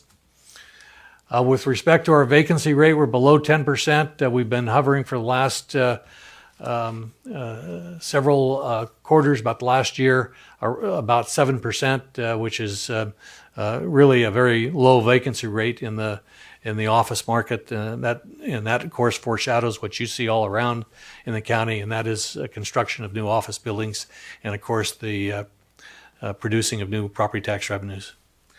San Francisco International Airport, year to year, you can see the graph, more and more boardings. That, of course, brings revenue into the hospitality industry in our county. Continue to remain very strong, and my most recent conversations with the general manager of the airport indicate that their expectations are that will continue the next year. Unemployment in our county is down to pre-recession levels, less than 3%. Second lowest in the state, one of the lowest in the country. Again, indication of an extremely strong economy. And of course, going along with that was the personal income, and that is almost $100,000, one of the top 10 counties in the country in terms of personal income. Yes, Supervisor Pine. So I just want to confirm that's per capita. That's not per capita. Family. Yeah, per capita. That is huge. And it's amazing that it's moved, from 86.9 in 2013 all the way up to 97 2 years later. Yeah. At the same time, we have somewhere in the neighborhood about 150,000 people I know. on Medi-Cal. Right, that's We are sort of the tale of two cities. Yeah, we're the poster county for Yeah. the tale of two cities. Ready. Right.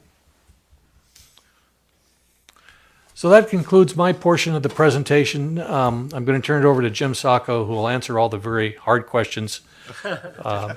And if you want to know where any of the money's hidden, Jim has hidden it all. So if you have any questions, Mr. President, members of the board, I'll be happy to answer them at this point. Thank you, Mr. Maltby. Good morning, Mr. President, members of the board. As you can see on this table, and I'll just direct you to the second to right column, overall, we're projecting to end the year with $593 million in year-end fund balance, about 361 million general fund, and 232 million other funds. Overall, basically all the departments, all the budget units are expected to end the fiscal year within budget. There is a couple of things that, basically I think we're pretty much exactly where we thought we would be. The one point I would mention here today that I didn't include in the report is that court fines are down, traffic fines are down. I'm not sure if it's probably a combination of the economy and also the statewide traffic amnesty program. But even though it's not a big number for the county of San Mateo, it does have an impact on the emergency medical services budget unit. I suspect the traffic is so bad that they probably can't really, you can't go fast. Yeah, I know, it's amazing. That might be it, I don't know. And here's our current and future year revenue projections at the percentages for the general purpose revenues. So for the current year, we're projecting about 5% growth. That's 23.8 million. If you look at the 5-year horizon, I think the average is probably around close to probably 3.7, 3.8%. Next year, we're projecting 4%. The one point I want to make on this chart is that when you look at the top part, which is the general purpose revenues, not necessarily the bottom part with public safety and Measure K, on the general purpose revenues, about 70% of that is really tied to secured property tax growth. And that's the number that really drives the overall percentage of of general purpose revenue. So this year, the roll closed at 7.6%, and next year we're projecting 5.5%. That might be low. When I actually came up with this number, we were barely at 5%, and the assessor just entered the 2% CPI. And about 2 weeks later, the roll tracker is already at 5.79% with 4 months to go. So hopefully that'll, I suspect that 5.5 is low and probably be higher, closer to 6 or even 7%, we'll see. The other point I'd like to make is for this particular chart, you'll notice that excess ERAF shows 0 percentages. That's because this is the ongoing portion, which is the 55 million that we treat ongoing. I will note, and we'll see it in a slide later on, that we actually did get our apportionment this year, and we received 112 million for excess ERAF. So if you take those percentages on the previous page and extrapolate them out to 2021, you'll see that our 5-year revenue growth is about 96.6 million, which is 19.3 million a year. Again, my numbers might be a little bit conservative, being that 5% for the current year is about 23.8 million. So things could, be a little bit better, although I would also like to mention that we're at least in the 8th year of economic recovery, and we know that every 8 to 10 years there's a down cycle. So maybe my numbers aren't that concerned. Maybe my numbers are good. The other thing I want to make mention about this, the revenue growth, is that when you look at that average revenue growth of 19.3 million, one thing to consider is that for the general fund only, so this isn't all county other funds, this is the general fund, if you were to give a 1% salary increase to every authorized position in the county, that would amount to $5 million. So a 3% increase is $15 million. So you can see that when you think, well, $19-20 million is a nice sum of money, when you consider that a 3% increase is $15 million, that really doesn't give you a lot of leeway in terms of other cost growth and programmatic expansion. So here's the general fund chart, and what this represents is our fund balance projection. So you actually see the FY17 number is 421 million. So that's the number that's in the current adopted budget. And then our projection is that it would drop to 361 next year. This is really nothing surprising here. This is some of this is related to things that were appropriated last year that have simply shifted to this year. We had a number, in fact, when I showed this chart last year, it almost had exactly the same shape. A lot of this has to do with loans and contributions totaling about $30 million that have carried forward into the current year. We also continue the pay down of the pensions, which is for this year when you take the difference between the statutory retirement rate and what we call the fixed rate, and add the $10 million lump sum. The pension contribution in the current projection is $33.6 million. I'm still working with Samsara to determine if we can modify this. They even have concerns that if we actually contribute too much, the way the money, the formulas work is that we would actually contribute some money towards mosquito abatement in the courts, who are also members of Samsara. So we need to make sure that whatever we contribute is, the county below that mark where the county would contribute to the other agencies. The other thing in these projections is capital and IT expenditures of $25 million, and then clinic expansion and the purchase of the Middlefield Road property. So again, even though we have $57 million in additional ERAF this year, the 112 versus the 55, we do anticipate one-time spending in excess of $100 million. The non-general fund chart, again, very similar shape. This is pretty much the way it is always for the non-general fund portion. A lot of projects that are budgeted, sometimes completed, sometimes not. So you'll always see the future fund balance a little bit lower. This drop is basically related to four budget units in the county. One is the road fund. The road fund, I will say, that's $15 million drop, and that is partly projects, but really, as we've talked about before, the fuel tax, for roads is simply not sufficient to cover the county's road projects. And then we expect this may even get a little bit worse in terms of roads simply because of the storm damage and the road work that's underway. Utilities, $13 million drop. Again, no surprise there, a lot of projects. That fund balance will really just determine on how much is completed versus how much is rolled forward into future years.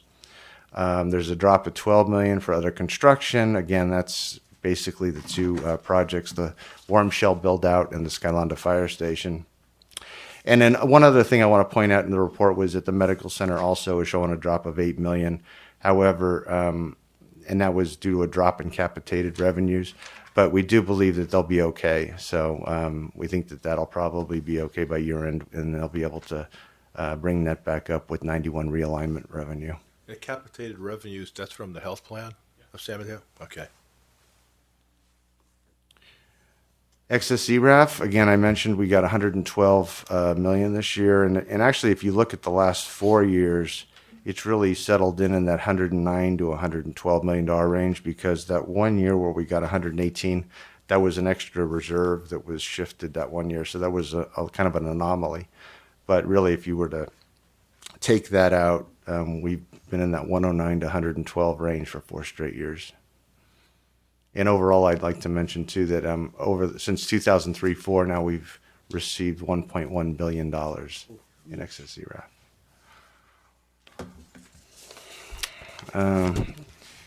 Every year at this time, we ask the board to review the Prop 172 maintenance of efforts. So Prop 172, or public safety sales tax, was approved by the voters back in 1993, and essentially when that was enacted, it created a maintenance of effort.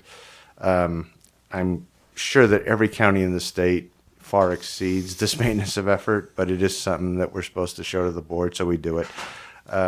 In this current budget year, the certification is $292.3 million, so that's how much we would expend if we spent all of the budgeted monies. And the MOE requirement's 134.5, so we're over the requirement by 157 million.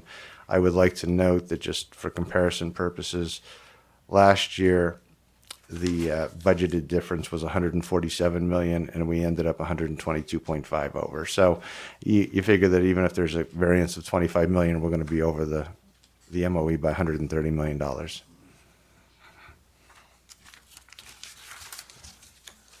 Okay, Measure K sales tax. kind of been hanging in there. I think in FY15 it was 81 million. Then last year it was 80 million, and then this year we're projecting 81 million again. So again, a lot of this has to do with fuel efficient vehicles and really stagnating fuel prices. HDL, our sales tax auditor, and even Community Services both believe that fuel has finally bottomed out. So we should start to see some growth in these revenues. Our county has a huge reliance on fuel because of the airport. Jet fuel is, you just can't, it's 70% of our sales tax comes from the airport. Now, this is a county-wide sales tax, but it's still a major impact as fuel related to another county that might not have a major international airport. The other point I want to make on this chart that's been asked for me is that we didn't have actuals and projections. So the first, from FY 2013 to FY 2016, those are actual numbers. The FY 17 number is an estimate, and then everything in the future is 2% growth. Okay. I wanted to talk a little bit about our detention facilities, before I talk about these charts, I do want to mention that our office will be working with the Controller's Office and doing comprehensive financial and operational analysis to determine, if the appropriate staffing levels at these facilities is correct, and if we can modify those. We don't know yet. But this first one is the adult detention facilities. I want to note that the one in the report was wrong. We understated the 2016 number, so we'll make sure that that's noted in the meeting minutes. However, even with that adjustment, they're currently over 300 below capacity at those. I will also note, though, that these numbers do not include transitional housing. So I'm not sure exactly personally right now how many are in transitional housing, but I know there's 88 men's beds and women's beds as well. So that would increase that number if we were to include transitional housing. And then the juvenile facility has a rated capacity of 150, and they're currently, as of 15-16, they were at 81, and I believe the number is even lower currently. So again, we want to take a look at these facilities and determine if we can right-size staffing levels based on based on declining populations. Okay, next is capital projects. I think we mentioned this at the September budget hearings. The current budget had $182 million in capital projects budgeted. We recently created the project development unit. It's a program in the county manager's office. So of that 182 million, 76 million shifted to this new unit, the big projects. You can see those listed on there.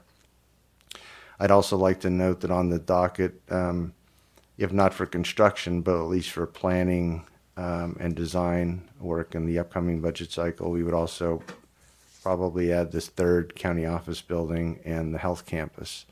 As the board is well aware, we have one portion of the medical center, which is called the 54 building, which is not seismically safe, or it needs to be upgraded or removed. So that's something that'll have to be addressed by 2020. Along those lines on capital, a lot of bids have been coming in, not only for the major construction, but for the maintenance projects that are done by Public Works. It's really a builders/contractors market right now. So it's, you can see on this chart, the red line, the blue line is essentially CPI, and the red line is the building cost index that we got off of the Turner Construction website. And so you can see that building costs are far outpacing construction. And this is probably more national information. I suspect that it may be even more pronounced if you were looking at California and the Bay Area. Other pending issues to think about, and John touched on it, a lot of them. I mean, ACA and IHSS are going to be huge. Other things to consider, though, as we move forward into the next budget process is we have the regional board stormwater permitting requirements. We're working with a number of departments, including Office of Sustainability, Planning, Parks, and Environmental Health. Right now, they're looking at added costs upwards of $4 million a year. So that would be about $8 million for the next cycle. So we're still working on that. Hopefully we can get it down a bit, but there are a lot of new requirements that the county has to meet. And then the other thing we wanted to point out, and these will obviously be done within, you know, the county's available resources for the upcoming cycle, and these will be, you know, prioritized with other capital needs. But we do have a lot of IT needs. Probably first and foremost, the single biggest one is the replacement of the property tax system. But we do have other projects over and above those that could cost upwards of $50 million over the next 5 years, and, you know, $46 million in ongoing costs. I do want to note that some of these projects, there is funding in departments, especially on the one-time side. But as you saw earlier in my presentation, the ongoing piece will have to be taken under control, considering, you know, when you look at the property tax or the revenue growth of 20 million, and then what a 3% increase is for, you know, salaries and benefits for each employee. There isn't a lot of room to absorb additional ongoing costs. So we'll have to be strategic in how we do these projects and fund the ongoing costs. And then finally, the governor's budget. Again, as John mentioned, most of the triggers in the budget are due to lower than anticipated revenues.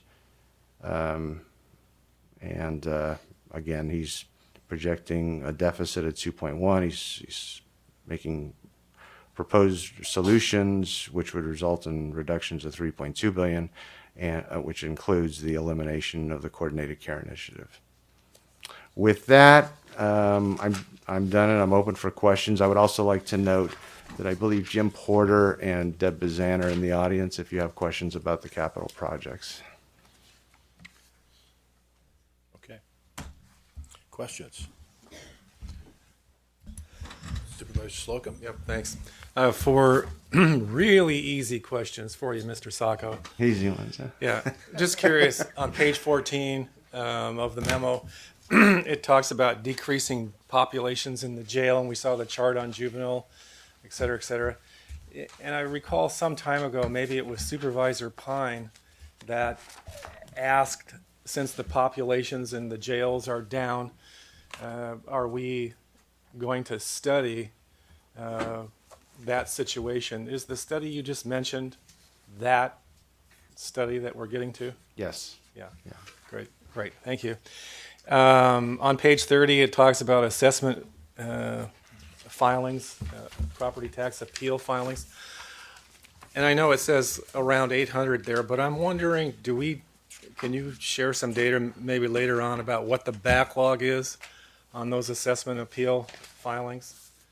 In other words, some come in during the year, some get resolved, but what's the result? What's the overall backlog of assessment appeal filings? Okay, we can report back. That's It's down substantially, but we'll get that actual number. Thank you. Was that a result of the study by the university students on assessment appeal process? Or just Basically, we just put more resources into getting the appeals through. Nice. Thank you, Mr. Casey. Just one last thing, maybe for Mr. Walton, or maybe for Mr. Sacco. On page 22, it talks about predictive analysis data systems. And I'm just wondering what that means, predictive analysis. Maybe Good question. somebody could answer that. I know we have outstanding dashboards with data on it. MTC has a site called Vital Signs, which is really amazing for data. And I'm wondering if this predictive analysis contributes to that overall goal or what exactly that is. I'm probably way off base. Thank you, Mr. Walton. Thank you, Mr. Walton, CIO for the county, through the board president, Supervisor Slocum. What we've done in working with the departments is, as we're seeing how different departments like health and sheriff's office and HSA are collecting data within their own department to better serve and provide services to their customers and constituents, what we're trying to do is help them find ways to securely and confidentially, so we don't violate any of the rules and laws around personal information, to combine that data in ways to do predictive analysis about where service areas need to be improved countywide. Many times we have good data. We collect a lot of data in the county now, as you can imagine, from all the systems we've put into place. But sometimes it gets isolated in a department. What we're trying to find a way to do is bring that data together in a secure way so that yourselves, the public, other departments can share data securely and confidentially, and through predictive analysis see where their services need to be improved or where funding can be shifted to better provide those services. So that's our effort with this, is what we refer to, and the industry jargon is the big data problem, is how do you take all these disparate data sources and make sense of a bigger picture of where it's all going. Thank you. Any questions? That's it. Thank you. Supervisor Canepa. Thank you, President Horsley. I just want to reference the fact that in my 9 years of public service, this is the first time that I've been a part of a budget that hasn't been in deficit. And I thought it would be... I wonder if it had anything to do with you. It might have, President Horsley, it might have. But I wanted to, first of all, thank the county manager, not only for the budget and Mr. Sacco, but for the reference to Dickens. But I want to kind of throw a quote back to you from Dickens here. And it says something like this. It says, "There's nothing so strong or safe in an emergency of life as the simple truth." And the simple truth is, well, it seems that we've had a prosperous budget. This board has done a tremendous job over many years. Mr. President, there's much uncertainty coming from the federal government, especially the federal government and the state government. And so, first of all, I'm happy to be a part of this process, this legislative process, and kudos to you for the staff and the Board of Supervisors for the work that you've done over a period of years. And it's something that, for a lot of you, you worked here and you've experienced it, but for coming from someone where we've dealt with a budget crisis, every 2 years we do everything on a 2-year budget like the county, it's refreshing to know that you have the resources to keep up your infrastructure, make sure that you continue to make the investment in employees.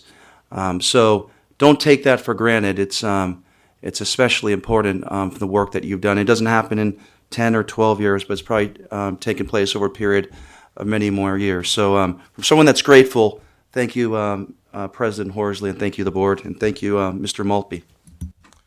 Supervisor Pyatt. A couple things.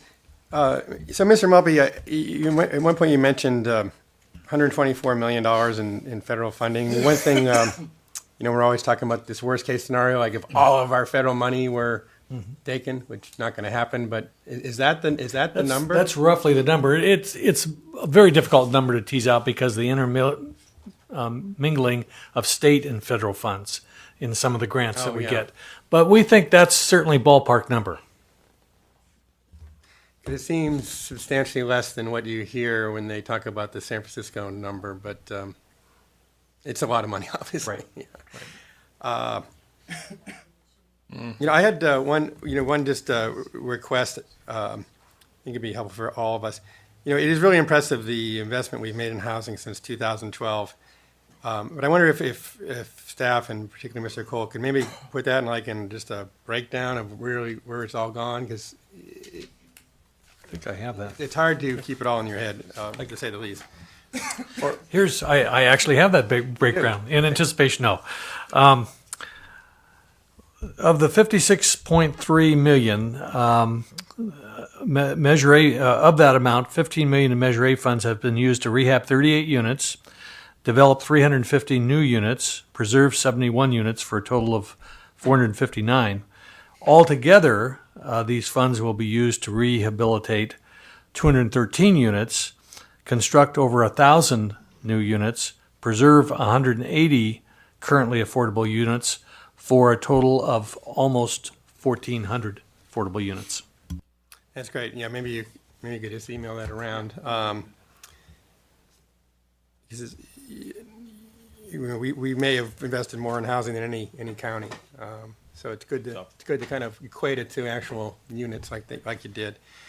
A question on the jail count. So, if I heard Mr. Sacco, you're not including the transitional housing inmates are not in that number. They're not in this number, Okay. no, and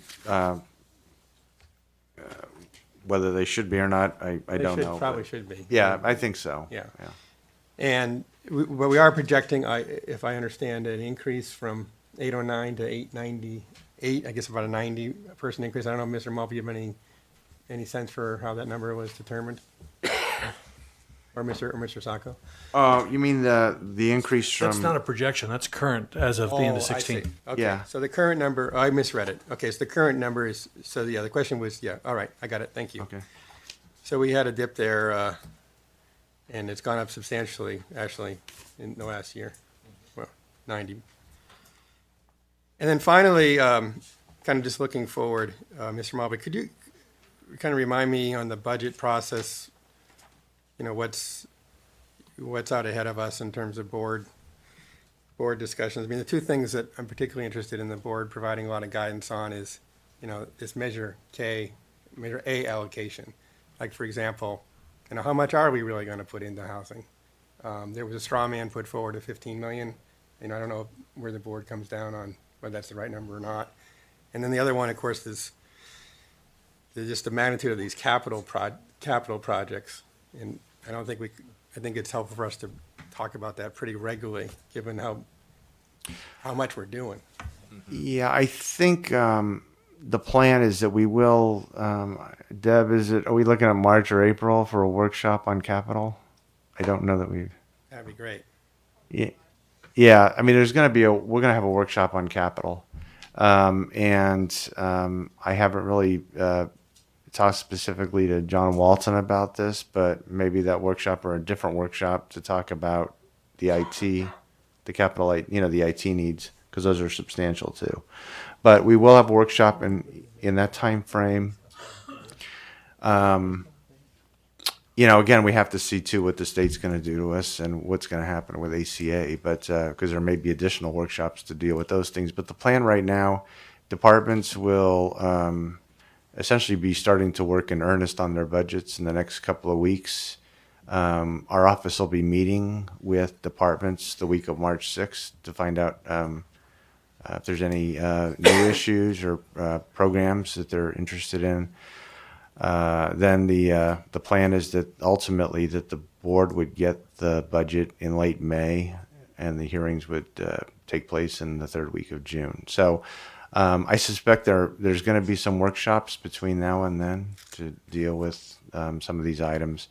May also have a special meeting. I don't know. Again, suggesting, but depending on what the outcome is of the jail, of the facilities staffing studies, maybe something on that as well. So. Also, with respect to Measure A or K, April or May timeframe, you'll have a separate discussion on that. Okay, thank you. Just to make a couple comments myself is that for our newest colleague, you actually come on a fortunate time.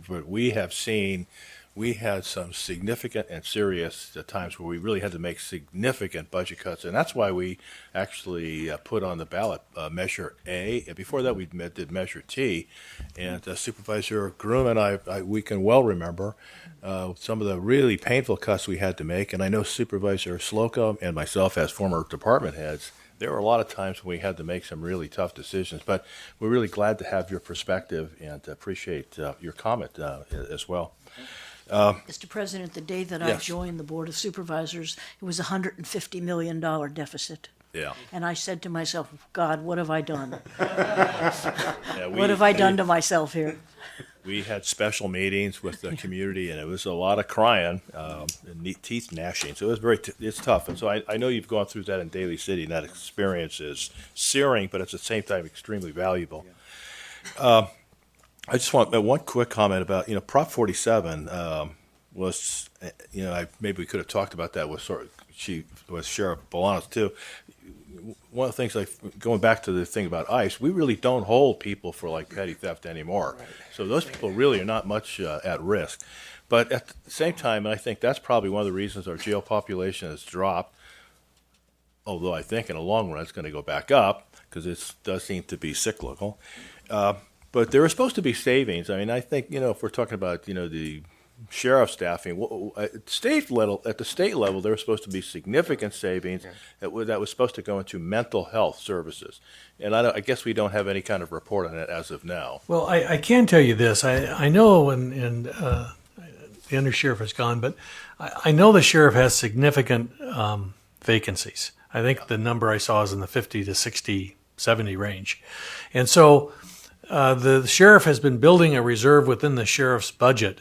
So although the budget seems rather large, his actual expenditures are much less than that. And that's one of the things we want to go into when we drill into these numbers. As you know, he has done a much better job than I did on the budget. Some sheriffs ended the year with a $1 fund balance, that was as I me. recall. He's done a great job. It's phenomenal. Supervisor Jerome? Thank you, Mr. President. I just wanted to, I'm probably stating the obvious, but as we go through this budget and as we reading today's memo, there's the basic needs of health, a roof over your head, a warm coat, and some kind of hot meal. I mean, those are really the basic needs, and that's our responsibility to those of who are we are the provider of last resort. And I've had long talk with Louise Rogers about this, and also both of our congresswomen, the importance of the Affordable Health Care Act. Mm-hmm. If this county has done magnificent work in getting more people to sign up than probably any other county, and all of us were at various health fairs carrying clipboards around, getting people to sign up, and really we've bought into the Affordable Health Care Act. And should it go away, I mean, who knows, replace, repeal, who knows what all those R words mean in Washington. But if it should go away, I mean, it's people with existing conditions who will now not be covered. It's the kids up to 26 who will have to go off of their family's insurance policy. It's the basic services of primary care and prevention things. And, if my recollection is it's about $15 billion in health in Medicaid that comes from the state. Who knows if Governor Brown or the members of the state legislature will allocate some of those additional funds to come back to us so we can continue to do some of this work. But I think we just have to really work as hard as we can, lobbying and with I also talked to our two Washington lobbyists about here when they were out, and they're making the rounds, of course, what they can. But we really need to, I don't know whether we start a letter writing campaign or we just, phone once a day and leave messages places, but we can't let the Affordable Health Care Act go awry. It's just meant so much, not just in San Mateo County, but when we look at our numbers now, the lowest uninsured ever, more people coming to our clinics, more people getting that basic preventative care. And that's how we ultimately save money. And so it's kind of beyond my imagination why they don't see that in Washington. But nonetheless, we have got to really be as vigilant as we can. We can't let that get away, and we can't let our community be unhealthy again.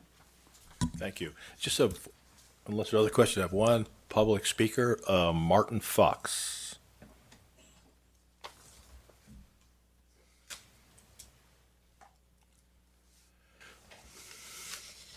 Good morning again, President Horsley and members of the board, Mr. Maltby and Mr. Byers.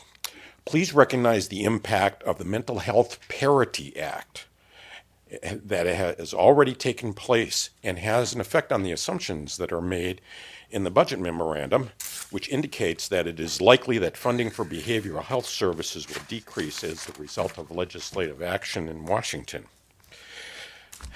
Unfortunately, that statement ignores the fact that the Mental Health Parity Act was effective even before the Affordable Care Act was passed, and that the Department of Labor began enforcing the Mental Health Parity Act's equal treatment requirement more than a year ago with employer audits.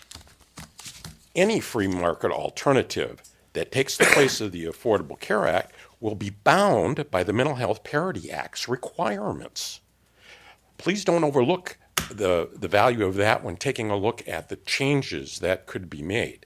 It's very significant, and it means a lot to people and the families of people with serious mental illness. Thank you. Thank you, Mr. Fox. Is there now a recommendation for a motion?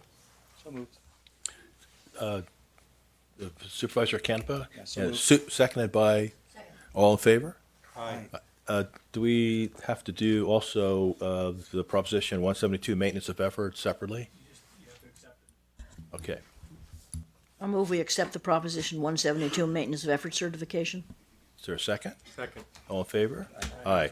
I know there's a group of people who want to speak. Unfortunately, I have to take a break, and so as soon as I come back, you came in a little after public comment, but I will get to you as soon as we come back from a brief recess. So be back in about 10 minutes.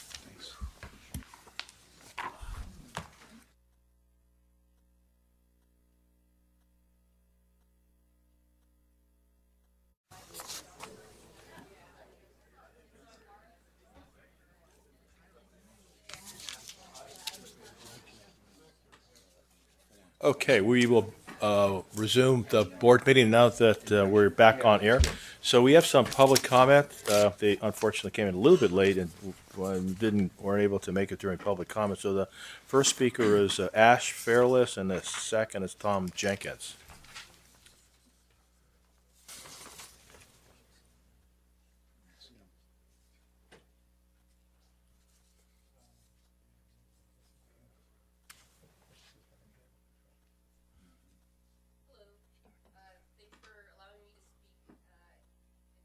I come from San Jose, so this was actually quite a drive to get up here, and I'm also battling a cold.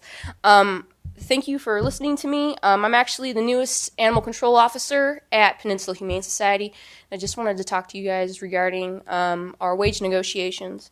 As you know, we're understaffed. It's not just animal control officers; it's also animal care technicians and people who run our front desk, receiving area. But I wanted to give you some numbers. In 2016, 7 of our officers left out of 17 full-time positions. And it also takes $10,000 to train an officer. And so when we lose an officer, that's $10,000 worth of training. And that's also, we're losing the wealth of information that they've gathered in institutional information from working the county. This also goes for our animal care technicians and receptionists. We've lost a lot of them. I don't know how much it takes to train them, but we do go through more rigorous testing as the officers. And, I mean, the reason why all of these people have left is because we are the lowest paid animal control officers in the entire Bay Area. We actually, I know that we're one of the richest counties, but actually our members could apply for public housing assistance. We're actually some of the lowest paid officers. We are the lowest paid officers. Now, we've been working really hard to negotiate with Peninsula Humane Society. We really firmly believe that our base pay needs to be raised so we can attract and retain talent. But unfortunately, PHS hasn't been forthcoming with working with us. Our negotiations have kind of deteriorated again, and in this last time, sorry, that's it. You can summarize. Okay, in this last round of negotiations, they actually intimidated and bullied our employees, but our employees actually still voted no on this last contract that they offered. Thank you. Thank you. Tim Jenkins, followed by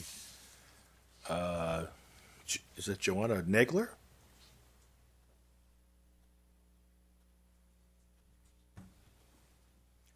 Hello, my name is Tim Jenkins. I'm representative with Teamsters Local 856, representing employees at Peninsula Humane Society.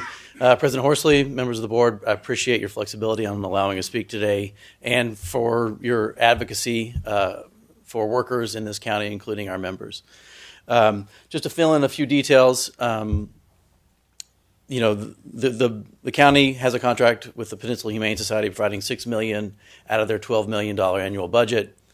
However, because the employees are paid so poorly, there have been 0 days of full staffing for the last 3 years. That's 0 days of full staffing for the last 3 years. And that's because they're making $16.36 an hour, where they can go to San Francisco and make $27. They can go to Marin and make $25. Of course they're leaving. They're all leaving. You know, almost half of the people left last year.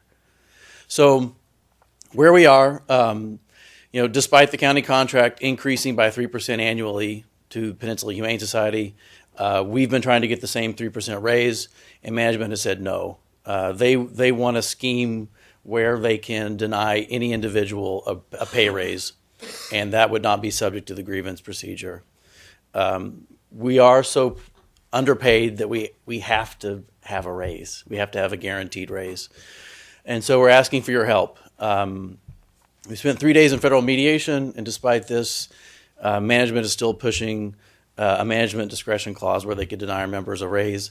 They voted that down by a 3-1 margin. They've also authorized a strike.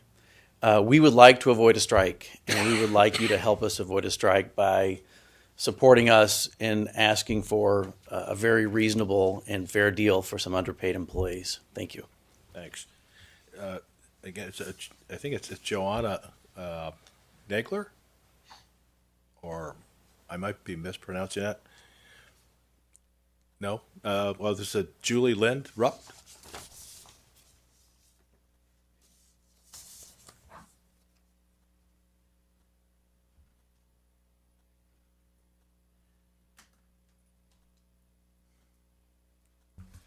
Good morning, President Horsley and members of the board. Thank you so much for the opportunity to address you this morning. I'm Julie with the San Mateo Labor Council, and our organization represents 110 affiliate unions and about 75,000 workers that serve this county. Thank you for your history of support of working people and your dedication to raising the floor rather than lowering the ceiling for those that serve our county. The living wage policy you passed was an excellent example of that, and we're asking for your help in that same spirit with the situation at the Peninsula Humane Society. The animal control officers, represented by Labor Council affiliate Teamsters 856, are, as Tim and Ash said, currently paid lower than their colleagues in any other Bay Area county and the Central Valley. Stockton makes more than they do. The 3% base raise that they asked for would put them still below the starting $17 in the living wage policy you passed for all county contractors. We respectfully ask that you intervene with this contractor and that you encourage the Peninsula Humane Society to bargain in good faith, to invest in their workers the way those workers have invested both in our community and in the animals under their care, and to pay these workers a wage that they can begin to live on that's befitting the important service they provide. Thank you. I just will let you know, we did have, our county manager did contact the director of PHS and indicated that the Board of Supervisors was, in fact, supportive of your request. So thanks for your testimony, and we will have to now go on to our next item, which, unless other... An information request for the county manager. I'd be interested in getting a copy of the animal control contract and, you know, the understanding how much we have contracted with them. And I guess also how the applicability of our living wage ordinance, which perhaps everyone's above those thresholds, but it is concerning. And I know that John Malpe did let Ken White know that we thought that the wage proposal from the union was reasonable. Okay, we're going to go on to the next item. It's the discussion and possible action to approve the emergency proclamation related to the damages from January I think it's 3rd, until February the 14th. And you made the motion to approve that? Yeah. Okay, and it's a second. Oh, we actually did that, huh? So did we do that? No, what the board did was make a motion to just amend this item to date it back to January 3rd, right, but we still have to take up the item itself. So we still have to take it up. So, I'm sorry. Do you want to make a motion now? So I would move the emergency proclamation relating to damages resulting from January 3rd, 2017 through the 2017 storms. From January 3rd? Okay. January 3rd. Okay. Second? Second. All in favor? Aye. Aye. Thanks very much. And did you have a slide? Oh, do you want to make it? Okay, Mr. Porter. Thank you, President Horsley, members of the board, Mr. Malpe and Mr. Byers. I just want to make a quick presentation to provide an overview of some of the storm damage that we've seen in the county. And I would like to preface this by saying that what I am going to talk about is damage that we've seen in the unincorporated county that has primarily occurred to public infrastructure. As you know, the rainstorm started in earnest in early January. Sometime about January 3rd to January 6th, we started seeing rain events.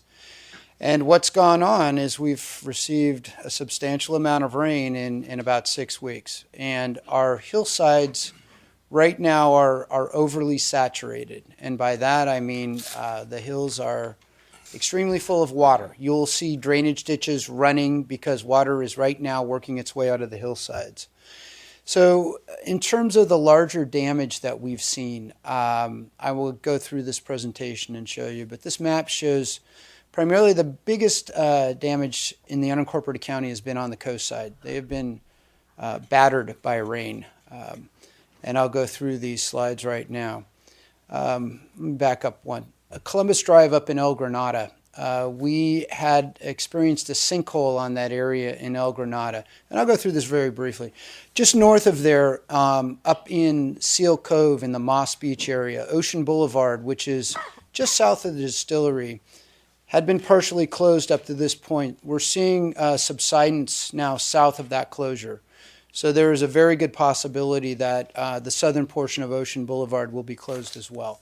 That's from the tremendous wave action that we've seen accompanied by these storms. Out on Murata Road in the Miramar area, that road has taken a beating as well. There's been a lot of wave action that has gone over our erosion protection along the side of that road and torn up the pavement substantially. We've seen trouble on the bay side at Edgewood Road. That's a major connector between 280 and Alameda de las Pulgas. The side of that hillslide is sliding onto the roadway. We've been able to keep that road open, but there has been partial closures for our crews to come in and mop up the mud along the shoulders. Along Pescadero Creek Road, there's an example of some of the sliding that we've seen up and down that road. In San Mateo County alone, we've identified over 100 slide masses that have impacted our roadway system. We also now have a bridge that has been jeopardized by these storms. Finally, on the bottom, that slide shows Alpine Road up in Los Trancos. There was a pretty major slide up there that essentially blocked off 10 properties. One of the property owners, this is kind of a great story, had a backhoe on his side of the slide, and we had equipment on our slide, and we both met in the middle. It was pretty amazing. No flags were traded, but it was quite a community effort on that one. This is really the major sliding incident that we've had this is in La Honda. This is up on Upper Scenic Drive. You'll recall about 2005, back to 1998. Slides began occurring in the greater La Honda community. 2005, 2006, those slides were reactivated by great storm events. The county came in conjunction with property owners and stabilized the slide mass on Lower Scenic. This new slide is not associated with the Lower Scenic slide. It's actually above there. So this is the toe of the slope looking from Lower Scenic up, and you can see the material there is starting to come down that hill. This is what the slide looked like last week, and it's gotten considerably worse. There's a segment of road about 200 feet long that is dropping and beginning to make its way downhill. Right now, there's 3 homes in that area that are red tagged, and there's an additional 3 that are potentially in danger. The slide mass continues to move, and right now, Public Works has looked at the roads around that and is working to divert water away from this slide mass to try to minimize any sort of impact from runoff that we can substantially perform with our crews. This is the bridge at Entrada Road. This is the entrance to La Honda. This is the access in and out. What happened here was just upstream of the bridge in La Honda Creek, a tree came down. And if you can imagine the creek heading into that bridge, which is essentially a large culvert at a 90-degree angle, when that tree came down, it diverted water towards that south abutment. And the abutment is basically the end part of the bridge. It's what the bridge sits on and is founded on. The water eroded the soil from around that abutment, exposing the abutment. Our crews came out. We've dumped a lot of rock in that area to try to stabilize that slope. We've had rain events that have taken that rock out, and we've come back and put the rock back. What you see there is the rock with gravel on top of it, and that pipe that you see hanging off to the top of the picture is actually collecting water from all of La Honda that goes down to Entrada. And we're diverting that away from the slide area to try to maintain the stability of that. But this is a major concern for Public Works. We need to get through these next few weeks and have that hold. This is a new slip out that just occurred in Ladera on Alpine Road west, or it would actually be south, but southwest of I-280. This is along the trail near the Ladera Shopping Center. This is not within the area that the county has a project to stabilize 3 slide areas on that creek and rebuild the trail. This is a new slide. As we speak, I've been notified that West Bay Sanitary District is mobilizing folks to build a retaining wall or a stitch pier wall, as I've been told, along that right-of-way because they have a 6-inch sewer main along the roadway that they're concerned will be impacted by the collapse of that slope. They're just trying to protect their line so sewage doesn't dump in that creek. That work should be done relatively quickly. This is out in Miramar, as I said. This is Murata Road. I think the biggest issue, you can see those potholes, and for our crews to get in and actually do pothole repair, we need dry weather. Because when you put what's called a cold mix asphalt into those holes, it has to be dry or the mix will not essentially compact and bond together. We've not had any days where we've been able to get out there and fix that. What's really occurring is not so much the rain, but the wave action. The waves continue to crash over that rock wall, and that road is continually wet. So that's become a problem for the residents that live in that area. So let me go back to the larger picture.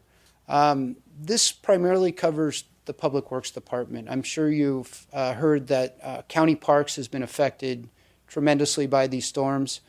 The 6 years of drought have stressed a lot of trees in our parks, and the winds and rains have caused a major number of those trees to fall. So parks crews have been working diligently with their forces in the parks to try to secure those areas for public safety. I do have one good bit of news. We were notified, the lieutenant from OES notified me today that Cal OES will be out here tomorrow at 8 a.m. to tour the county. So there will be representatives from the county going with Cal OES to tour our sites. But these are the major areas. As I said, we've had over 100 slip outs, and we're bracing for the next set of storms that begins Wednesday night into Thursday. There's a prediction of essentially 6 days of rain. And as I started out with this discussion, these hills are saturated, and there's no place for the water to go but to run off and for the mud to slide. So it will be a very tricky next several days. I did not mention our sewer line that was compromised on Seneca. The board did discuss that last week. That slide mast continues to move, and we're actually bypass pumping up there right now. We tried to make a temporary connection on that line. The slide mast continues to take that temporary connection out. So right now we're bypass pumping around the slide area.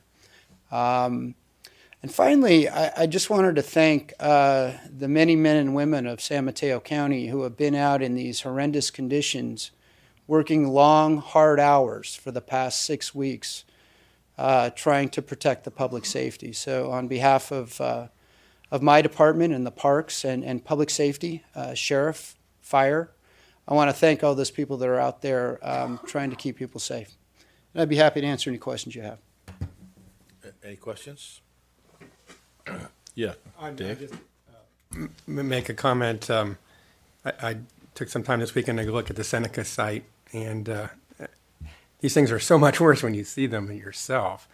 But as Mr. Porter pointed out, they've put in place a temporary pumping solution that actually requires DPW to be on site 24/7. So to Jim's point, people are working really hard to maintain these or to deal with these problems. Well, just to make a comment myself, I also was out on the weekend with Jim, and then we took a look at La Honda. La Honda looks like, when you're there, it looks like a major earthquake. It is that bad. There would have been more houses lost, except that they have it's a fairly rural community, and the lots are pretty spread apart. But the damage is just unbelievable, the damage that water has done.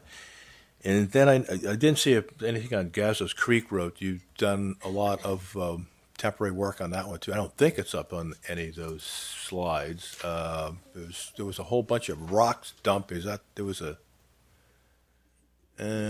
No, it's not. None of those. No, it's not. It's not on here.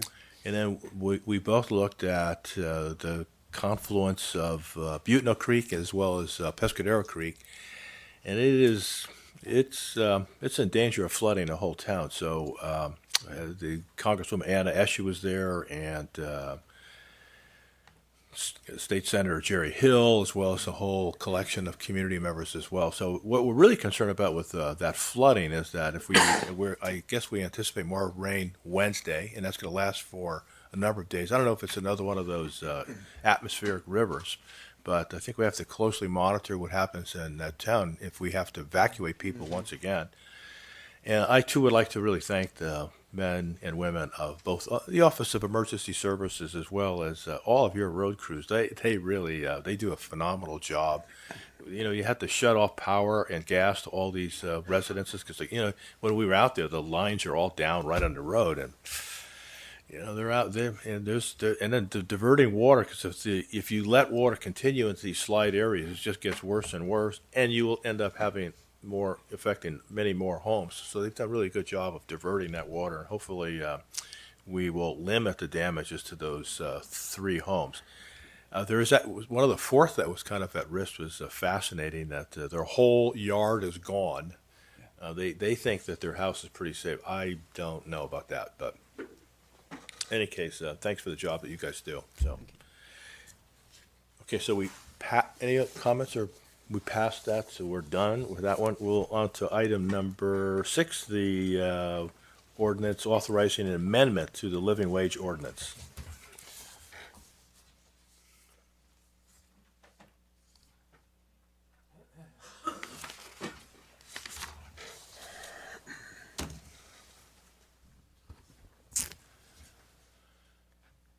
Good afternoon, Mr. President, members of the board, Mr. Maltby, and Mr. Byers. My name is Peggy Jensen. I'm Deputy County Manager, and I'm here this afternoon with Chief Deputy County Counsel John Niblin to talk about amendments to the living wage ordinance. The majority of the amendments that are proposed today, and there are only about 4 or 5, are pretty much clarifications and minor changes, but there is one issue of substance that I'd like to review with you. And I'd like to start by going over the background of how the living wage ordinance was developed. About a year ago, your board asked staff to present a study session on living wage ordinances, and staff prepared a presentation reviewing the 5 ordinances that have been adopted by counties in California. While those ordinances differed, one of the things that was similar across all of them was that none of them included nonprofit organizations. They all exempted nonprofits. The one slight exception to that was the city and county of San Francisco, but they got around that by simply not funding the additional costs for the nonprofits, so they really were not substantively included. After that study session, your board requested Supervisor Groom and Supervisor Pine to create a subcommittee to look at developing terms for a San Mateo County living wage ordinance. To address the issue of nonprofits and including nonprofits in this ordinance, the supervisors convened a group of 13 organizations, 12 of which were nonprofits and one of which was a for-profit provider of behavioral health services, telecare. That group met for 3 months, 6 meetings, and at the end of those meetings, they had a general structure for terms for an ordinance. Those terms were finalized over the summer of last summer, the summer of 2016, by a smaller working group that included 3 nonprofit organizations and also the Labor Council. Based upon those final terms that were developed last summer, we brought back to your board in October for your consideration a living wage ordinance, which was approved by your board. Shortly after that ordinance was approved, I received a call from Arnie Crosey, who was then executive director of the Peninsula Service Agency, Peninsula Family Service Agency, and he expressed concern about a term that we had agreed upon through this entire process that we had inadvertently admitted.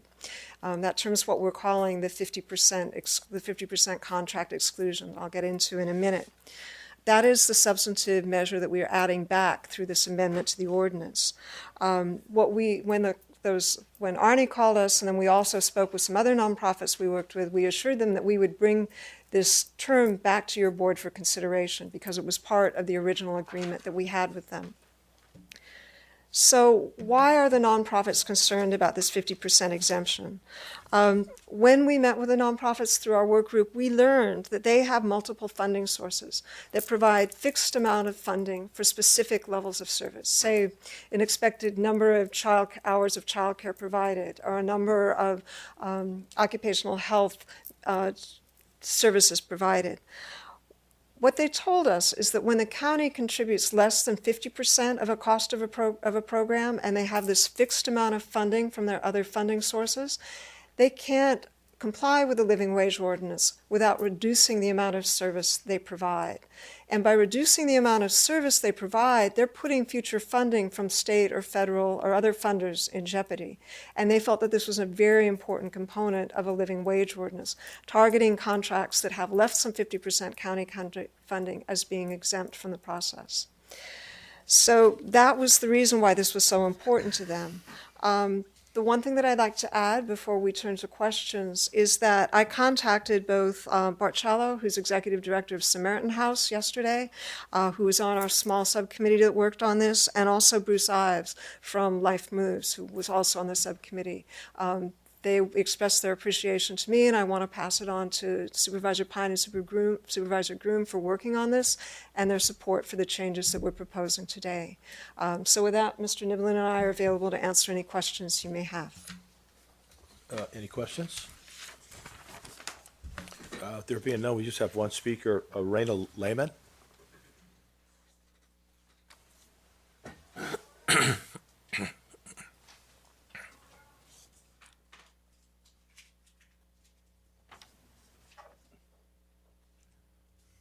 Members of the board, staff, thanks. This has certainly been a challenging day with a lot of very emotional things that we talked about. And as a resident of this county for many, many years, I continue to be proud of everything that we do together and the leadership of our elected officials during these trying times. The example that you set by passing a living wage ordinance pilot was very powerful. And I hope it serves as an example to cities that are starting to look at it in the county. It's a big deal what we did, recognizing that the cost of living, it's just too hard. Our low-income families are just struggling. So many are so vulnerable right now, so we know that. And as a work group member, we struggle to understand how to bring fairness to this particular conversation, understanding the vulnerable position our nonprofits are in the county, especially these days when folks are really competing for dollars and nobody wants to cut service. Certainly those of us at the Labor Council don't want to see services cut either. We had one question, we had one concern at the work group was just what was the scope of impact? How many nonprofit organizations in the county would be affected and how would they be affected? And as far as I can tell, that was an unanswered question.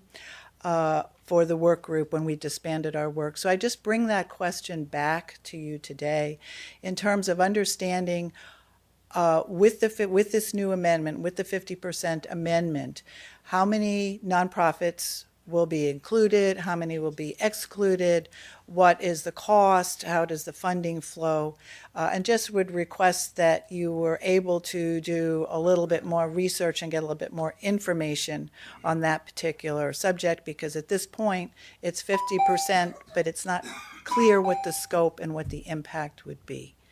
Thanks for everything. Can I ask Ms. Jenkins, have you got any idea about the scope? It does sound like there are at least a couple of In terms of agencies. the numbers of contracts that might be affected. The county is in the process, as you may know, of developing a contract management system. That system is currently being rolled out to departments, and it will be completely operational in the county in December of this year. Until that's in place, it's very difficult because we have thousands of contracts. It's difficult for us to pull all that data together. But we will be pulling together data on the living wage ordinance and reporting back to your board as soon as we have those numbers available. Good. Okay. Mr. President, may I add, that's exactly why this is a pilot program. I see. Okay. That we extended it for 5 years. But should we find out really interesting or information that we weren't quite sure of, we can reconvene the work group if we want to, and we can revise some of it since we've made it a pilot. Okay. And one question? Yeah. Sure. Ms. Jensen, so I know we have a lot of contracts.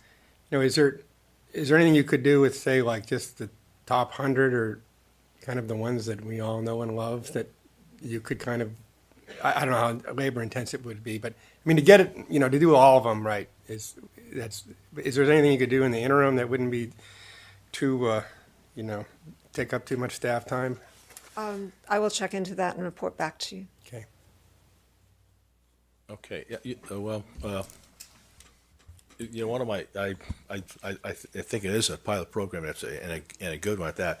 I think one of the quandaries would be that if, just as a for instance, if somebody had, 3 sources of revenue, and if each agency said, well, we can't do $15 an hour because these other 2 don't, and, so it could, so in any case, we all just monitor that and watch out to make sure that that doesn't impede, the living wage. So with that, any other questions or a motion? I will make the motion to introduce ordinance authorizing an amendment to the living wage ordinance and waive the reading of the ordinance in its entirety. Thank you, Supervisor Grimm. Is there a second? I'll second. Okay, Supervisor Pine. So all in favor? Aye. Aye. Thank you. Now we are at the County Manager's Report number 3. Mr. President, members of the board, if you have any questions, I'll be happy to answer them. Good. Thanks, John. Now there are board members' reports. Supervisor Grimm? Sure. I would like to ask us to adjourn in memory of Arthur Paul Nothoff, Jr., longtime Menlo Park resident, United States Navy veteran, 35 years of employee at Dalmo Victor Defense Contractor in Belmont, very active in the Millbrae community. Chamber of Commerce member, worked hard on the connoisseurs market. And the reason that I ask us to adjourn in his memory is his daughter is Annie Northcoff, who's the California Executive Director of the National Defense Fund, or National Environmental Defense Fund, and a good friend of all of us in the county. Oh, thank you. Supervisor Slocum? Thank you. I feel a little bit like Supervisor Adrian Tissier today because you remember we always got a little chuckle out of her Age Well Drive Smart seminars that she was always pitching. Have you actually attended one? No, I'm getting to that. Just give me a chance here. But so I'm very pleased to announce that the next Age Well Drive Smart seminar will be on March 1st, 2017 from 9 to 12, excuse me, at the Veterans Memorial Senior Center on Madison Avenue in Redwood City. And if anybody would like more information, you can certainly ask me or one of my staff members. Thank you. Thank you, Supervisor Slocum. Supervisor Pine, any reports? I would just like to remind everyone of a really significant accomplishment by Peninsula Clean Energy. On January 26th, we announced that we had entered into a contract to have 200 megawatts of solar power produced for Peninsula Clean Energy. So this was the vision of this initiative, was to create more demand, and this plant, which will be sizable, roughly at the intersection of 152 and 5, if all goes well, will be constructed under a PLA, I might add.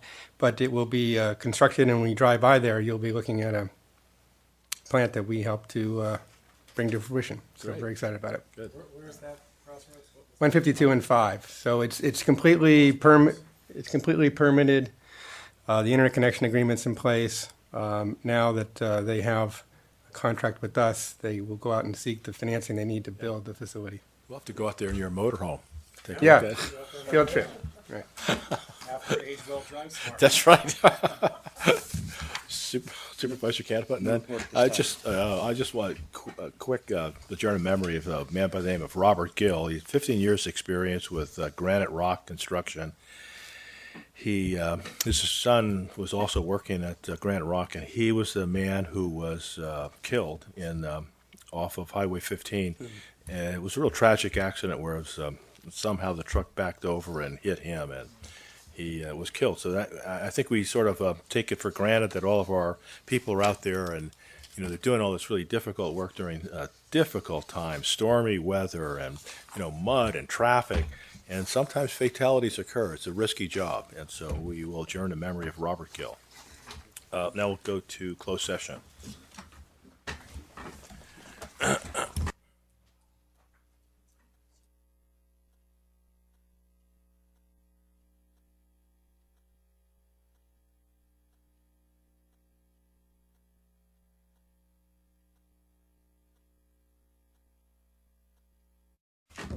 All of a sudden, keyboard.